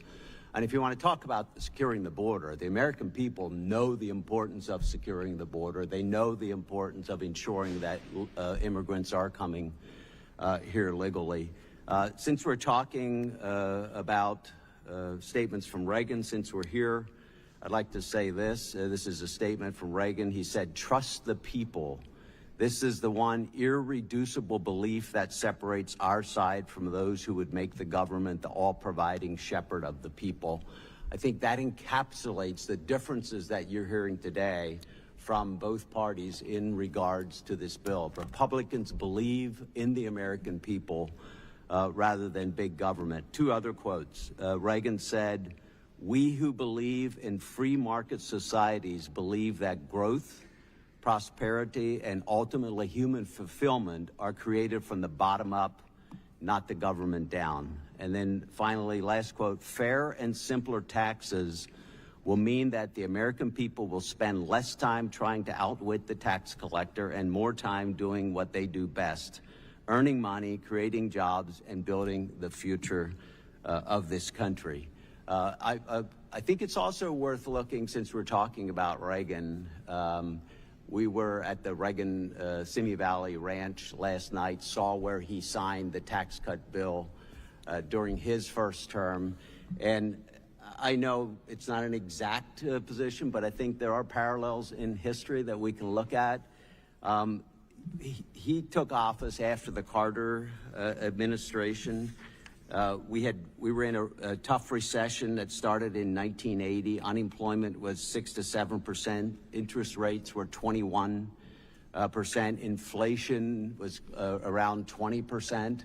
He implemented what, up until that time, had been the largest tax increase, or tax decrease, I should say, in our history. And the results were astounding. And in fact, Dr. Rao, to your point, in regards to economic growth, we saw during the final years of the Reagan presidency from 1983 to 1989 an average of over 4% annual real growth in GDP during that time. If we had that, you would see a remarkable reduction in our debt. You would see a remarkable increase in opportunity for Americans. So, Mr. Gomez doesn't want to do, you want to do static scoring. The real score is going to be what happens, the outcome of this bill. I'm confident that this will drive the prosperity. I think we're going to see the debt grow. But we can place a bet here, Jimmy, and we'll see who's right on that. You can just look as recent even as the Trump years compared to the Biden years, where real income grew $6,000 per family for my constituents. Do you know that in June of this year was the first month in years where we've again had real income growth? This is just after the beginning of the Trump policies. So folks, we're only getting started, and I'm excited about what's going to happen. Mr. Kim, I do want to ask you a question very quickly. You repeated the allegation that Democrats repeated here, and I've heard many, many times, that there's a number, and I think you said 150, I think Ms. Sanchez, like 350,000 return for high-income earners in this bill due to the tax cut, but it's 68% per day for lower-income earners. Could you repeat that number?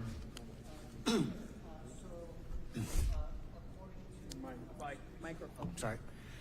So by 2027, the top 0.1% of income earners will receive an average of $309,000 in tax relief, while the average working class American will only receive 68 cents a day. And is it your policy, is it your contention that they should receive an equal amount in tax cuts, both of those individuals? It is my contention as a taxpayer that I'd rather my tax money go to the working class Americans and actually that they receive a higher proportion. But I really want to get down to this question because it's the core of the Democrat argument against this. If someone's paying $250,000 in taxes and they get a 10% tax cut, that would be $25,000, and someone else is paying $250 in taxes and they get a $2.50 tax cut, do you think that's unfair? I think America... They both got 10%. I think the American middle class was grown through a progressive tax system, and I think we need to get back to it. Do you know that the tax system has gotten more progressive since the Tax Cuts and Jobs Act? The top 10% now pay 72% of all taxes.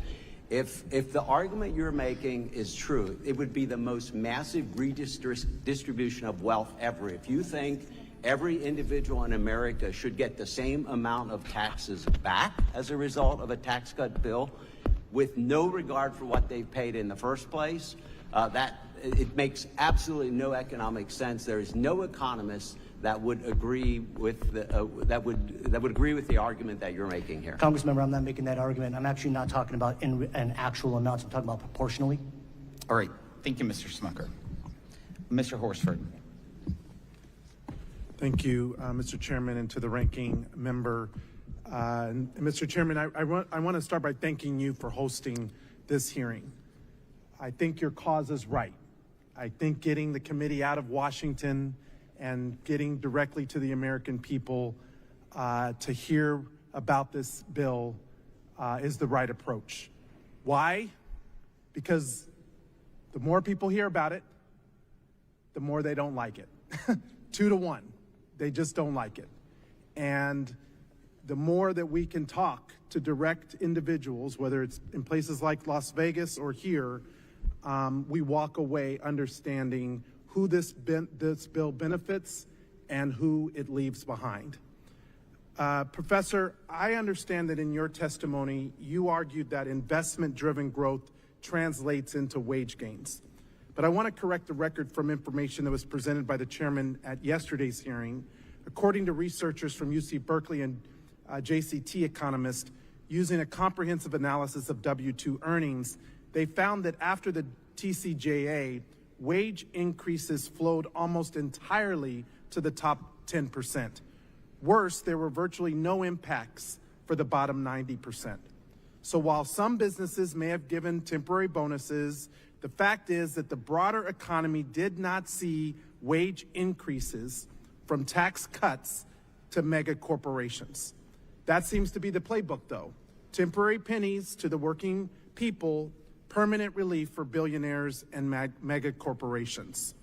And research by JCT and the Federal Reserve found that 17% of the corporate tax benefits went to foreign investors and owners. The last tax law gave permanent relief to corporations and scraps to workers, and this new law doubles down on that same imbalance with permanent relief for billionaires, but only temporary provisions for workers. So, Professor, how can you square this up, and won't this just deepen income inequality? Thank you for the question, Congressman Horsford. Well, that study has a critical flaw in it, and that flaw relates to the methodology of the study, where they compare C corporations and pass-through entities in the same locality and industry.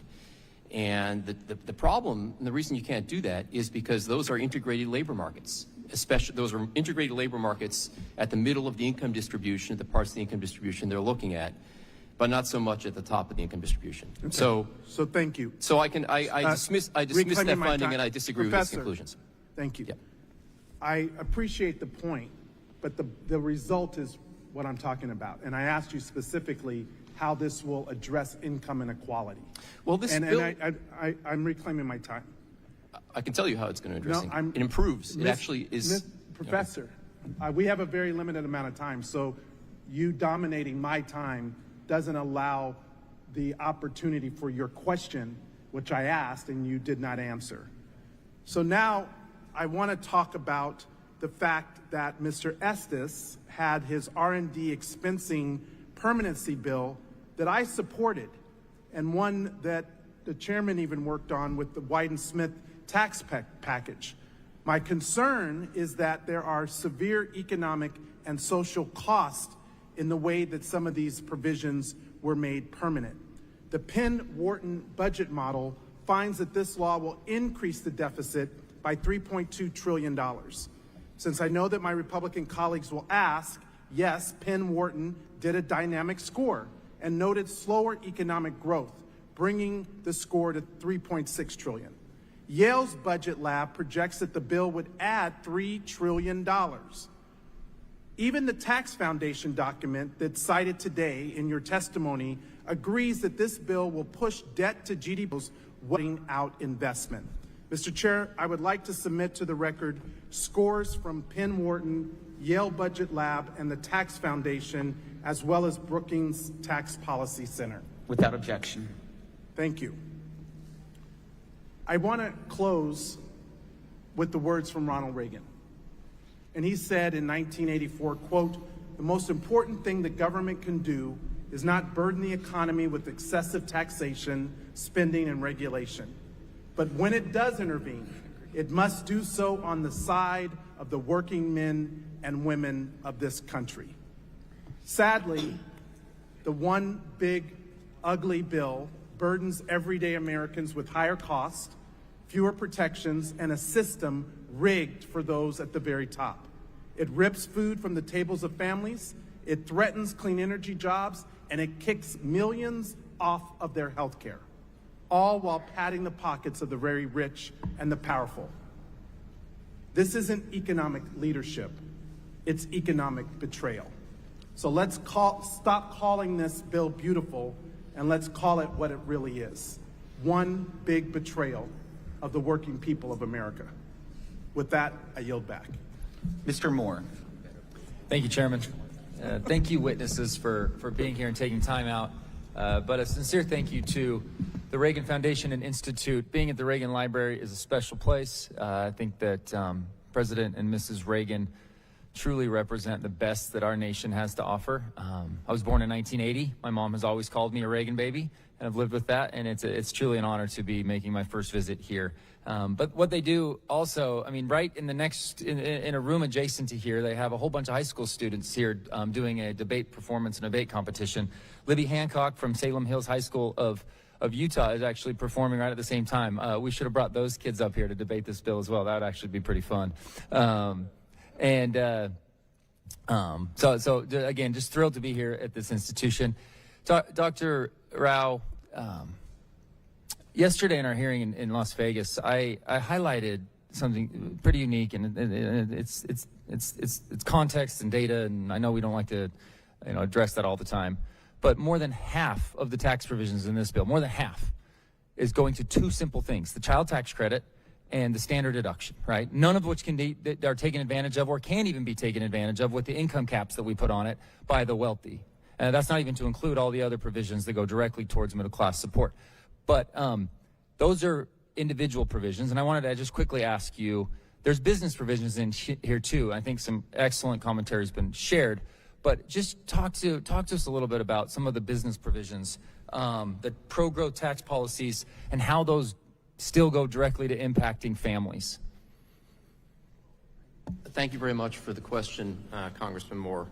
I think the qualified business income deduction for pass-through entities, which has been discussed a lot today, is one of the key features of the business provisions that helps a broad segment of the U.S. population. You know, it was cited before, maybe this was Congressman Gomez or Congresswoman Chu, that the top 10% of taxpayers were allegedly benefiting more from the QBI. Well, you know, it's worth looking at what the top 10% of taxpayers in America actually contribute to the economy in terms of the jobs that they create. The reason that they're getting bigger deductions because they're hiring more people, they're running bigger firms. And also how much taxes they actually pay. The top 10% on the latest data earned 49% of income, but they paid 72% of the federal income tax. We already have an extremely progressive system where the top end of the distribution is supporting, through a lot of redistribution, the bottom. We're starting from a setting where the top quintile, the top 20%, are paying $120,000 net per household net into the system, and the bottom quintile is receiving $30,000 net into the system. And this bill doesn't really change those numbers in any material way. Thank you, and that actually dovetails with my colleague from Pennsylvania, Mr. Smucker, and highlighting that we're actually still becoming a more and more progressive tax system. That's irrefutable, and I appreciate your highlight of that. Mr. Fulton and Timmons, I'm home to my district's home to Hill Air Force Base, and adjacent or surrounding Hill Air Force Base, there's a very dynamic aerospace engineering and manufacturing industry. Just share quickly how tax permanency, right? A lot of these things were tried out. Hey, we tried them out for a little while, and there were some things that went on the chopping block too that are now going to be back in as permanent. Just talk to some of these business provisions and how they're going to provide support and help to your industry with the fact that they're permanently going to be in place now in code. Yeah, thank you for that question. What we heard from our manufacturers after 2017 was they actually made a promise. They were going to invest more, hire more, raise wages in the United States, and they did exactly that. There were record numbers for the next 3 years in those areas. But as you know, many of those provisions were temporary, and so making the provisions permanent has allowed our companies to actually plan for the future. One of the things we heard earlier this year was we heard some uncertainty among our manufacturers, especially small manufacturers who are so critical to the supply chain, say, we're not sure if we want to invest in additional capacity here in the United States, because they didn't know if this bill would actually get done. As soon as it did, you started to see much more confidence, especially by these small businesses, that they were willing to make those investments to grow manufacturing capacity here in the United States. And I'll just quickly end. Thank you, Mr. Fulton. I apologize. My time's up. Section 179, small businesses can now deduct a whole bunch more. That's going to create more business activity. They're going to be paying more taxes. We're going to continue to see revenue growth. Thank you, Chairman. I yield back. Mr. Kustoff. Thank you, Mr. Chairman, and thank you to the witnesses for appearing today. And it's a real honor to be here at the Ronald Reagan Presidential Library, and I'm sure you all would agree to that as well, being able to testify here. And to my understanding, this may be the first congressional hearing ever conducted at the Ronald Reagan Presidential Library. Mr. Timmons, if I could ask you for a moment, you conducted over the last couple of years, I know with your manufacturers, roundtables, listening sessions, as we were debating the expiration of the Tax Cuts and Jobs Act. If I can, specifically as it relates to the pass-through or non-C Corp manufacturers, two questions if I could. One, talk about the importance of certainty, the passage of the One Big Beautiful Bill before the end of December 31, 2025, the fact that we did it in July versus waiting to the end of the year, the fact that it may have expired in toto. And then maybe if you can, for some of your member companies or some of the manufacturers, what would that have meant if this were, if these provisions would have expired at the end of December 2025? Thank you for that. So one of the conversations that I know the chairman and I had many times was about the importance of businesses and specifically manufacturers who make major capital investments, their ability to plan into the future. And the conversation that I had with the chairman was, and I'm very happy that this bill did pass in July, because had it happened later in the year, we probably wouldn't have even had the ability to plan for 2026. Would have pushed those strategies out to 2027. So this has enabled American businesses and American manufacturers to make investment and hiring plans for 2026. The second part of your question was, well, let me, what was, I know what it was. If the bill had not passed, we did a study with EY, and they came up with the fact that if the bill had not passed, we would have lost 6 million jobs in the American economy. Over 1.1, I believe, of those would be manufacturing, but $500 billion in wage loss and about $1.1 trillion in lost GDP. So it was the lost opportunity costs that we were able to overcome by the passage of this bill and ensure that we were able to superpower the economy again, like we did in 2017 with the initial round of cuts. Thank you, Mr. Timmons. Mr. Huff, thank you also for appearing today, and you've talked about your story and how you were able to acquire your company. I also want to ask you about the Section 199A, the small benefit deduction, because you talked about this in your testimony and in your written testimony. If we had not passed this bill and that had expired, what would that have meant to you? I mean, you talk about you've got some employees who have been with you for 20 years or longer. What would the expiration of Section 199A have meant to you, the small business deduction? Specifically, for me, if it had not been continued and made permanent, I would not be able to even consider, with my circumstances, losing money for the last 5 years, et cetera, to consider doubling the size of my store, my best store, and hiring employees.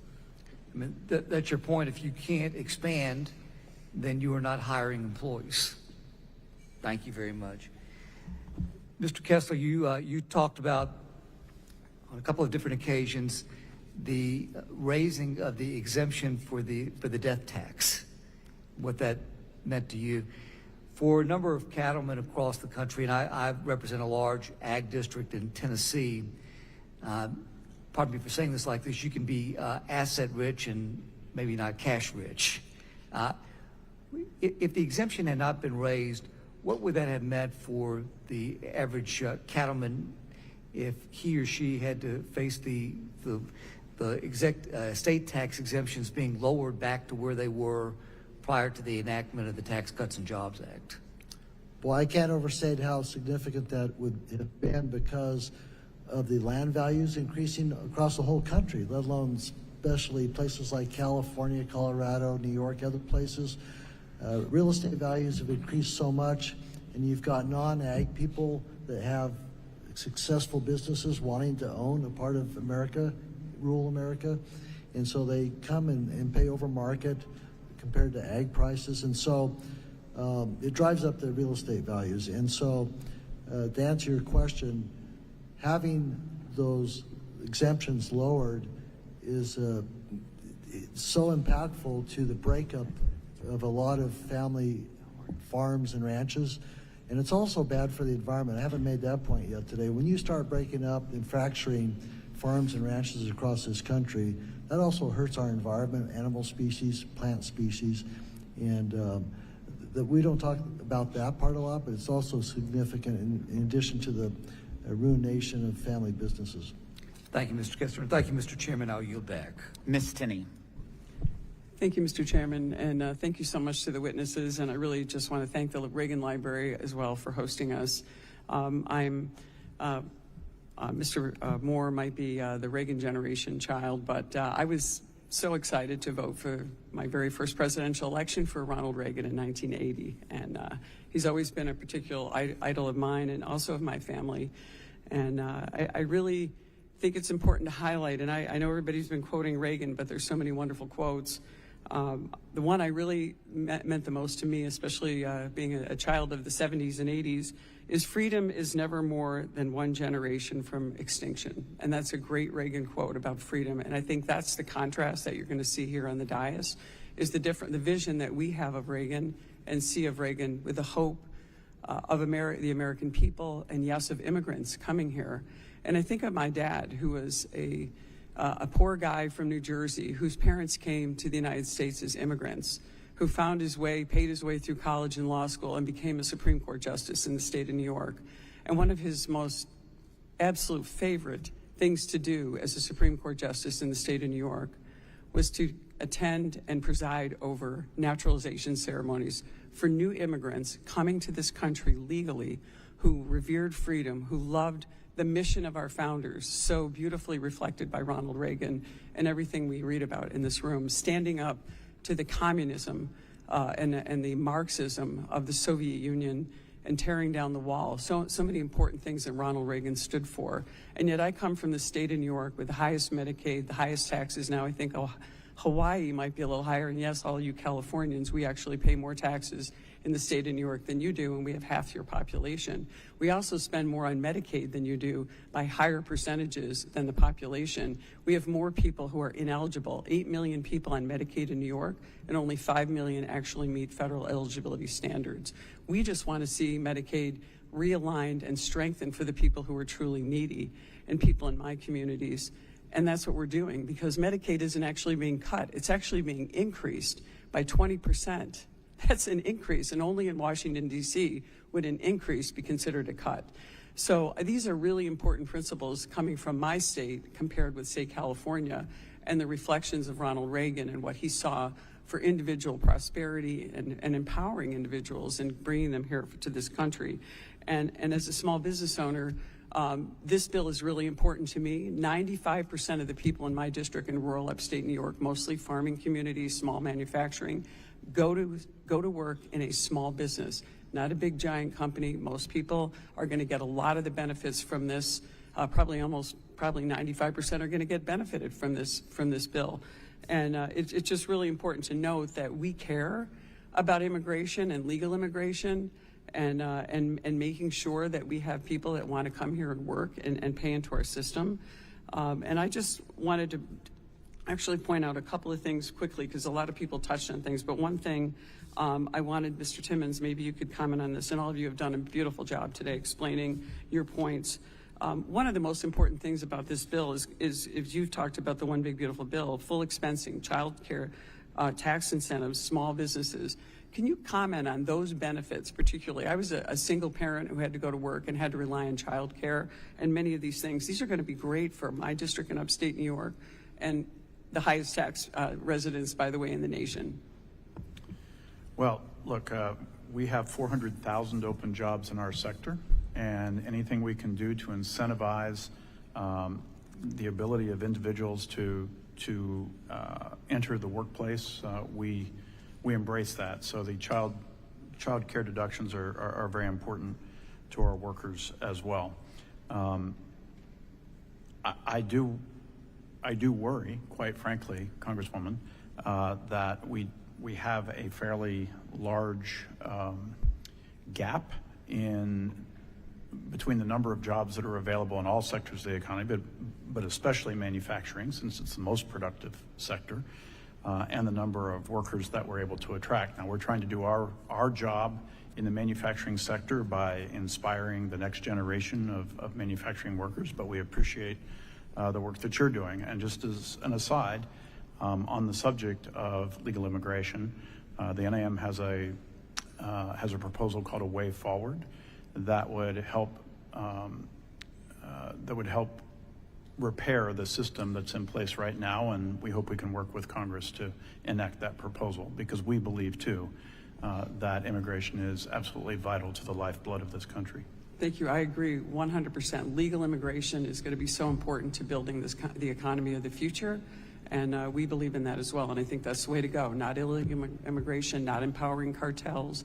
I have the northern border of New York in my district, where 90% of the people on the foreign terror watch list are coming across our northern border to take advantage of the lax laws in New York State and to take advantage of New York City, where they can live freely in a sanctuary city, now under duress from an actual Marxist anti-Semite who is leading the Democratic Party for the mayor of the city of New York, in the largest city in our nation, the driving economy in our nation. And now here we are in the Reagan Library, and a Marxist anti-Semite is leading the charge in our nation's largest city, in one of the most important cities in our nation.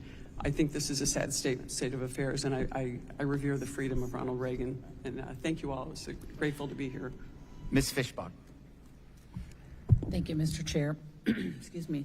I just wanted really quickly, I know that there's been a lot of comments that both sides are not being listened to, and I think from the applause at the beginning, obviously you can tell both sides are represented in the audience, and the chair very thoughtfully pointed out that there were clipboards that you could make your comments on, and I know that he does that because he wants to know, we all want to know what the audience is thinking, what people who took the time to attend the hearing are thinking, and he doesn't have to. It's not a requirement, and so he does it because he makes sure that those clipboards are out there so that he can hear from everybody who has taken the time to come to see. So I think it's an opportunity for all of us, and so I think that the charges and the comments that we are not hearing from both sides aren't necessarily accurate, because we spent a year traveling across the country, at least a year, traveling across the country, hearing from groups.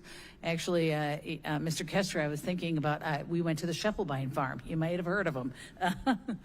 They're from my district. So, but, I'm not going to ask any questions because I know we're short, we're tight on time, but I just wanted, my district I border Canada, North Dakota, South Dakota. I have a huge district, very ag heavy, small businesses, middle income people, and this bill is so important to them. It really is. They benefit from many of the tax provisions. Those middle class families benefit from the tax provisions, the child tax credit, the standard deduction issues. But the small businesses, and like Representative Tenney pointed out, a lot of the folks in my district work at small businesses, work at small manufacturers, family-owned manufacturers. So it is all of those fit together to make sure that our economy continues. And, businesses, 199A and the death tax exemption, I know we've talked about all these, but I will tell you, the farmers and people from the ag industry would come in and visit me for the last year. And you know what they always talked about? They always talked about 199A and the death tax exemption. Those were critical for them. And it's critical for the economy in my district and across the country to have those farmers succeed. And the one thing we don't talk about either, and I know we're focusing on taxes, but that a large portion of the Farm Bill was included in this bill. This bill is full of great things and we don't talk about all of them, but, improvements to the crop insurance program, enhancement to reference prices for the price loss coverage and dairy margin.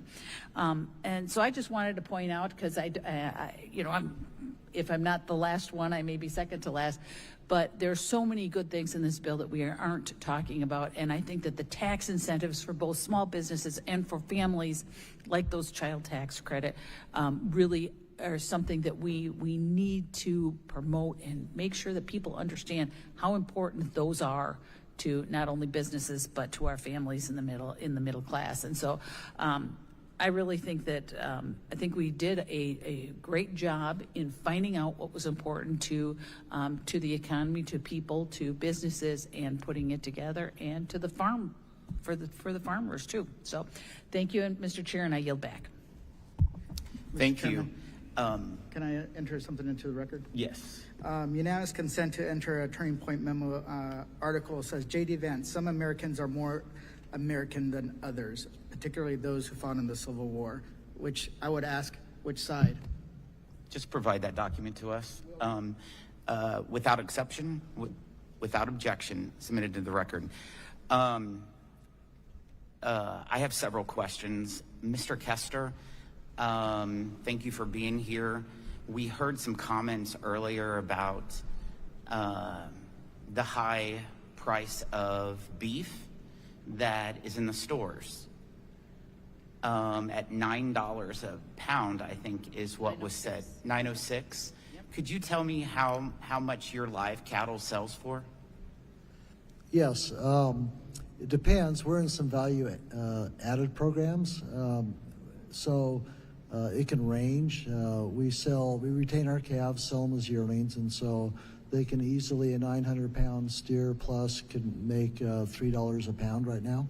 Not $9, but $3? $3 per pound. Yeah. So roughly, $3,000 a head.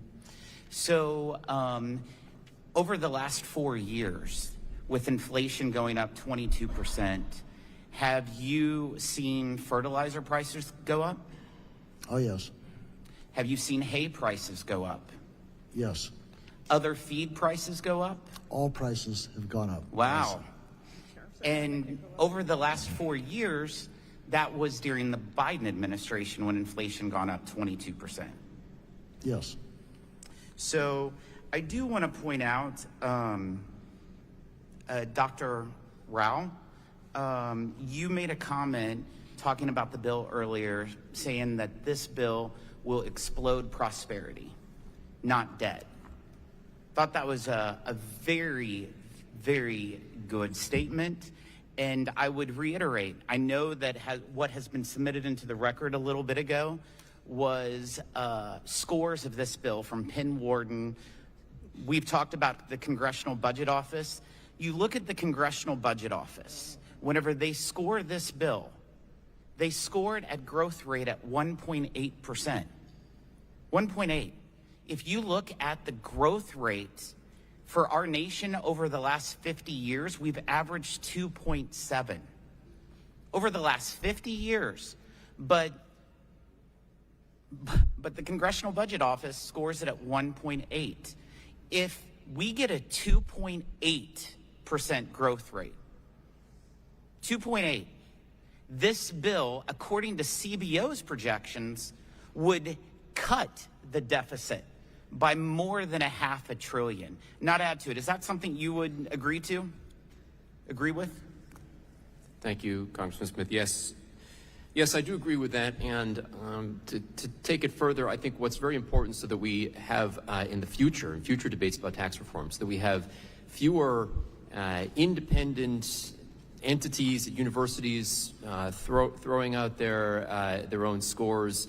I want to reemphasize the point I made before, that if the CBO would just make its models public and its source code public, then what could be done is economists can put in numbers that are consistent with what we know from the economics literature about just how much growth responds to tax policy. And we know that growth responds to tax policy through the research that I cited in a much more vigorous way than is modeled by the CBO. So I agree very much.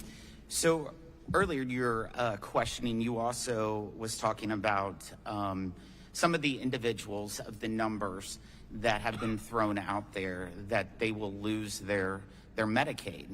Are individuals that just choose not to follow the guidelines. And I would like to point out that if you, according to the Congressional Budget Office, since it loves to be quoted a lot around here, according to the Congressional Budget Office, when you look at the individuals that will be thrown off of Medicaid, 48% of the individuals that they put in their number are able-bodied, healthy adults with no kids who simply choose not to work or volunteer 20 hours a week.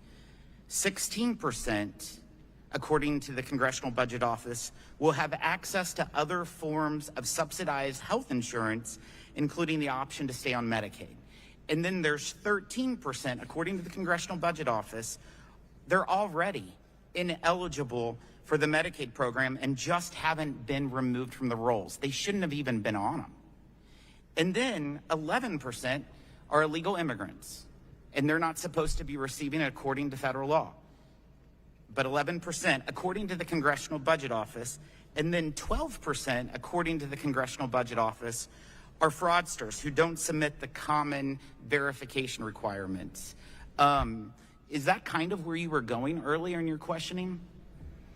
Well, absolutely, and I would take it further by also saying that, you know, studies of the reforms of welfare, of our national welfare program that President Clinton championed in the mid-1990s, those studies show that when you have people, when you have work requirements, you lead to a situation where people live more lives of dignity, where ultimately it's better even for those folks. And as you mentioned, you know, there are many categories of people that are included in these sort of aggregate numbers of people who might go off Medicaid. As you said, some of them were not actually legally should have been on Medicaid in the first place.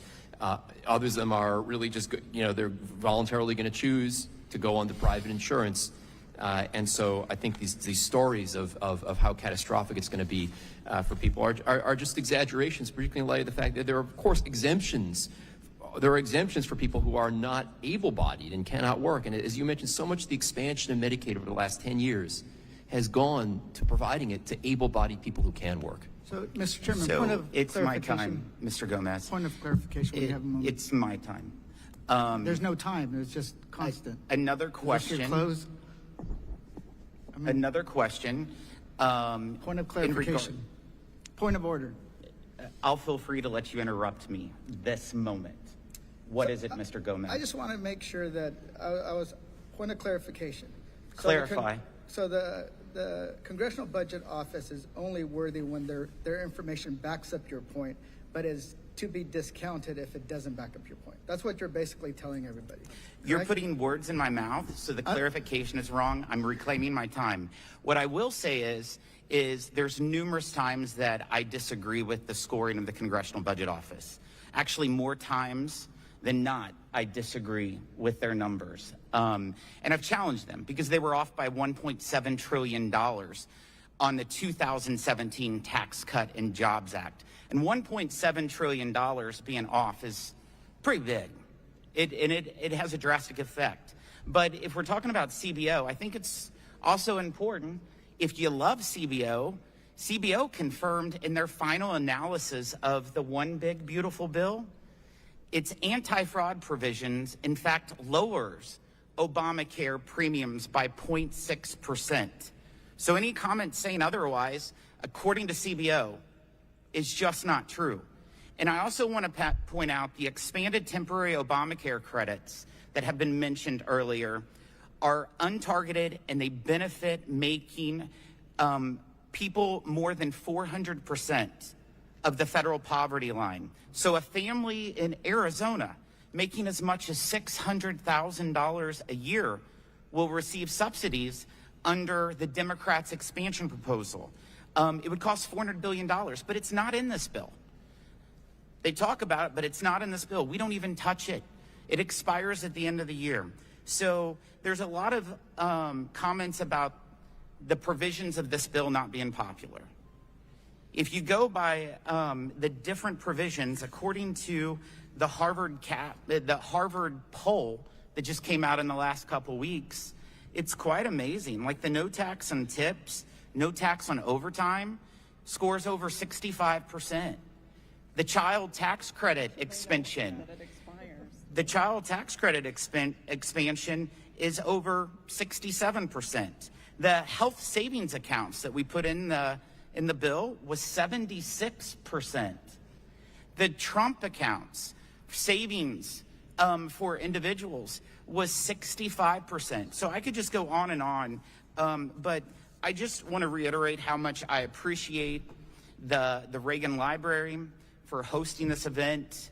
I think it's extremely important for us to get outside of Washington to hear from people. These are filled hearings. It's the same thing as committee hearings. In Washington, they're not town halls. And so they're hearings outside of Washington, so it's easier for people to be part of a congressional hearing. And how we run them on field hearings is the same way that we've run them in Washington, D.C. And so I would like to leave with one quote before I close. We've been quoting Reagan a lot, and so I'd like to say a quote that I think is pretty good. Reagan said, "You can't be for big government, big taxes, and big bureaucracy and still be for the little guy." And that's how he served with the 1981 tax cuts, the 1986 tax cuts, and I just appreciate that. I want to thank the witnesses again for being here, for traveling out of your busy schedule to testify. This meeting will be adjourned. Thank you.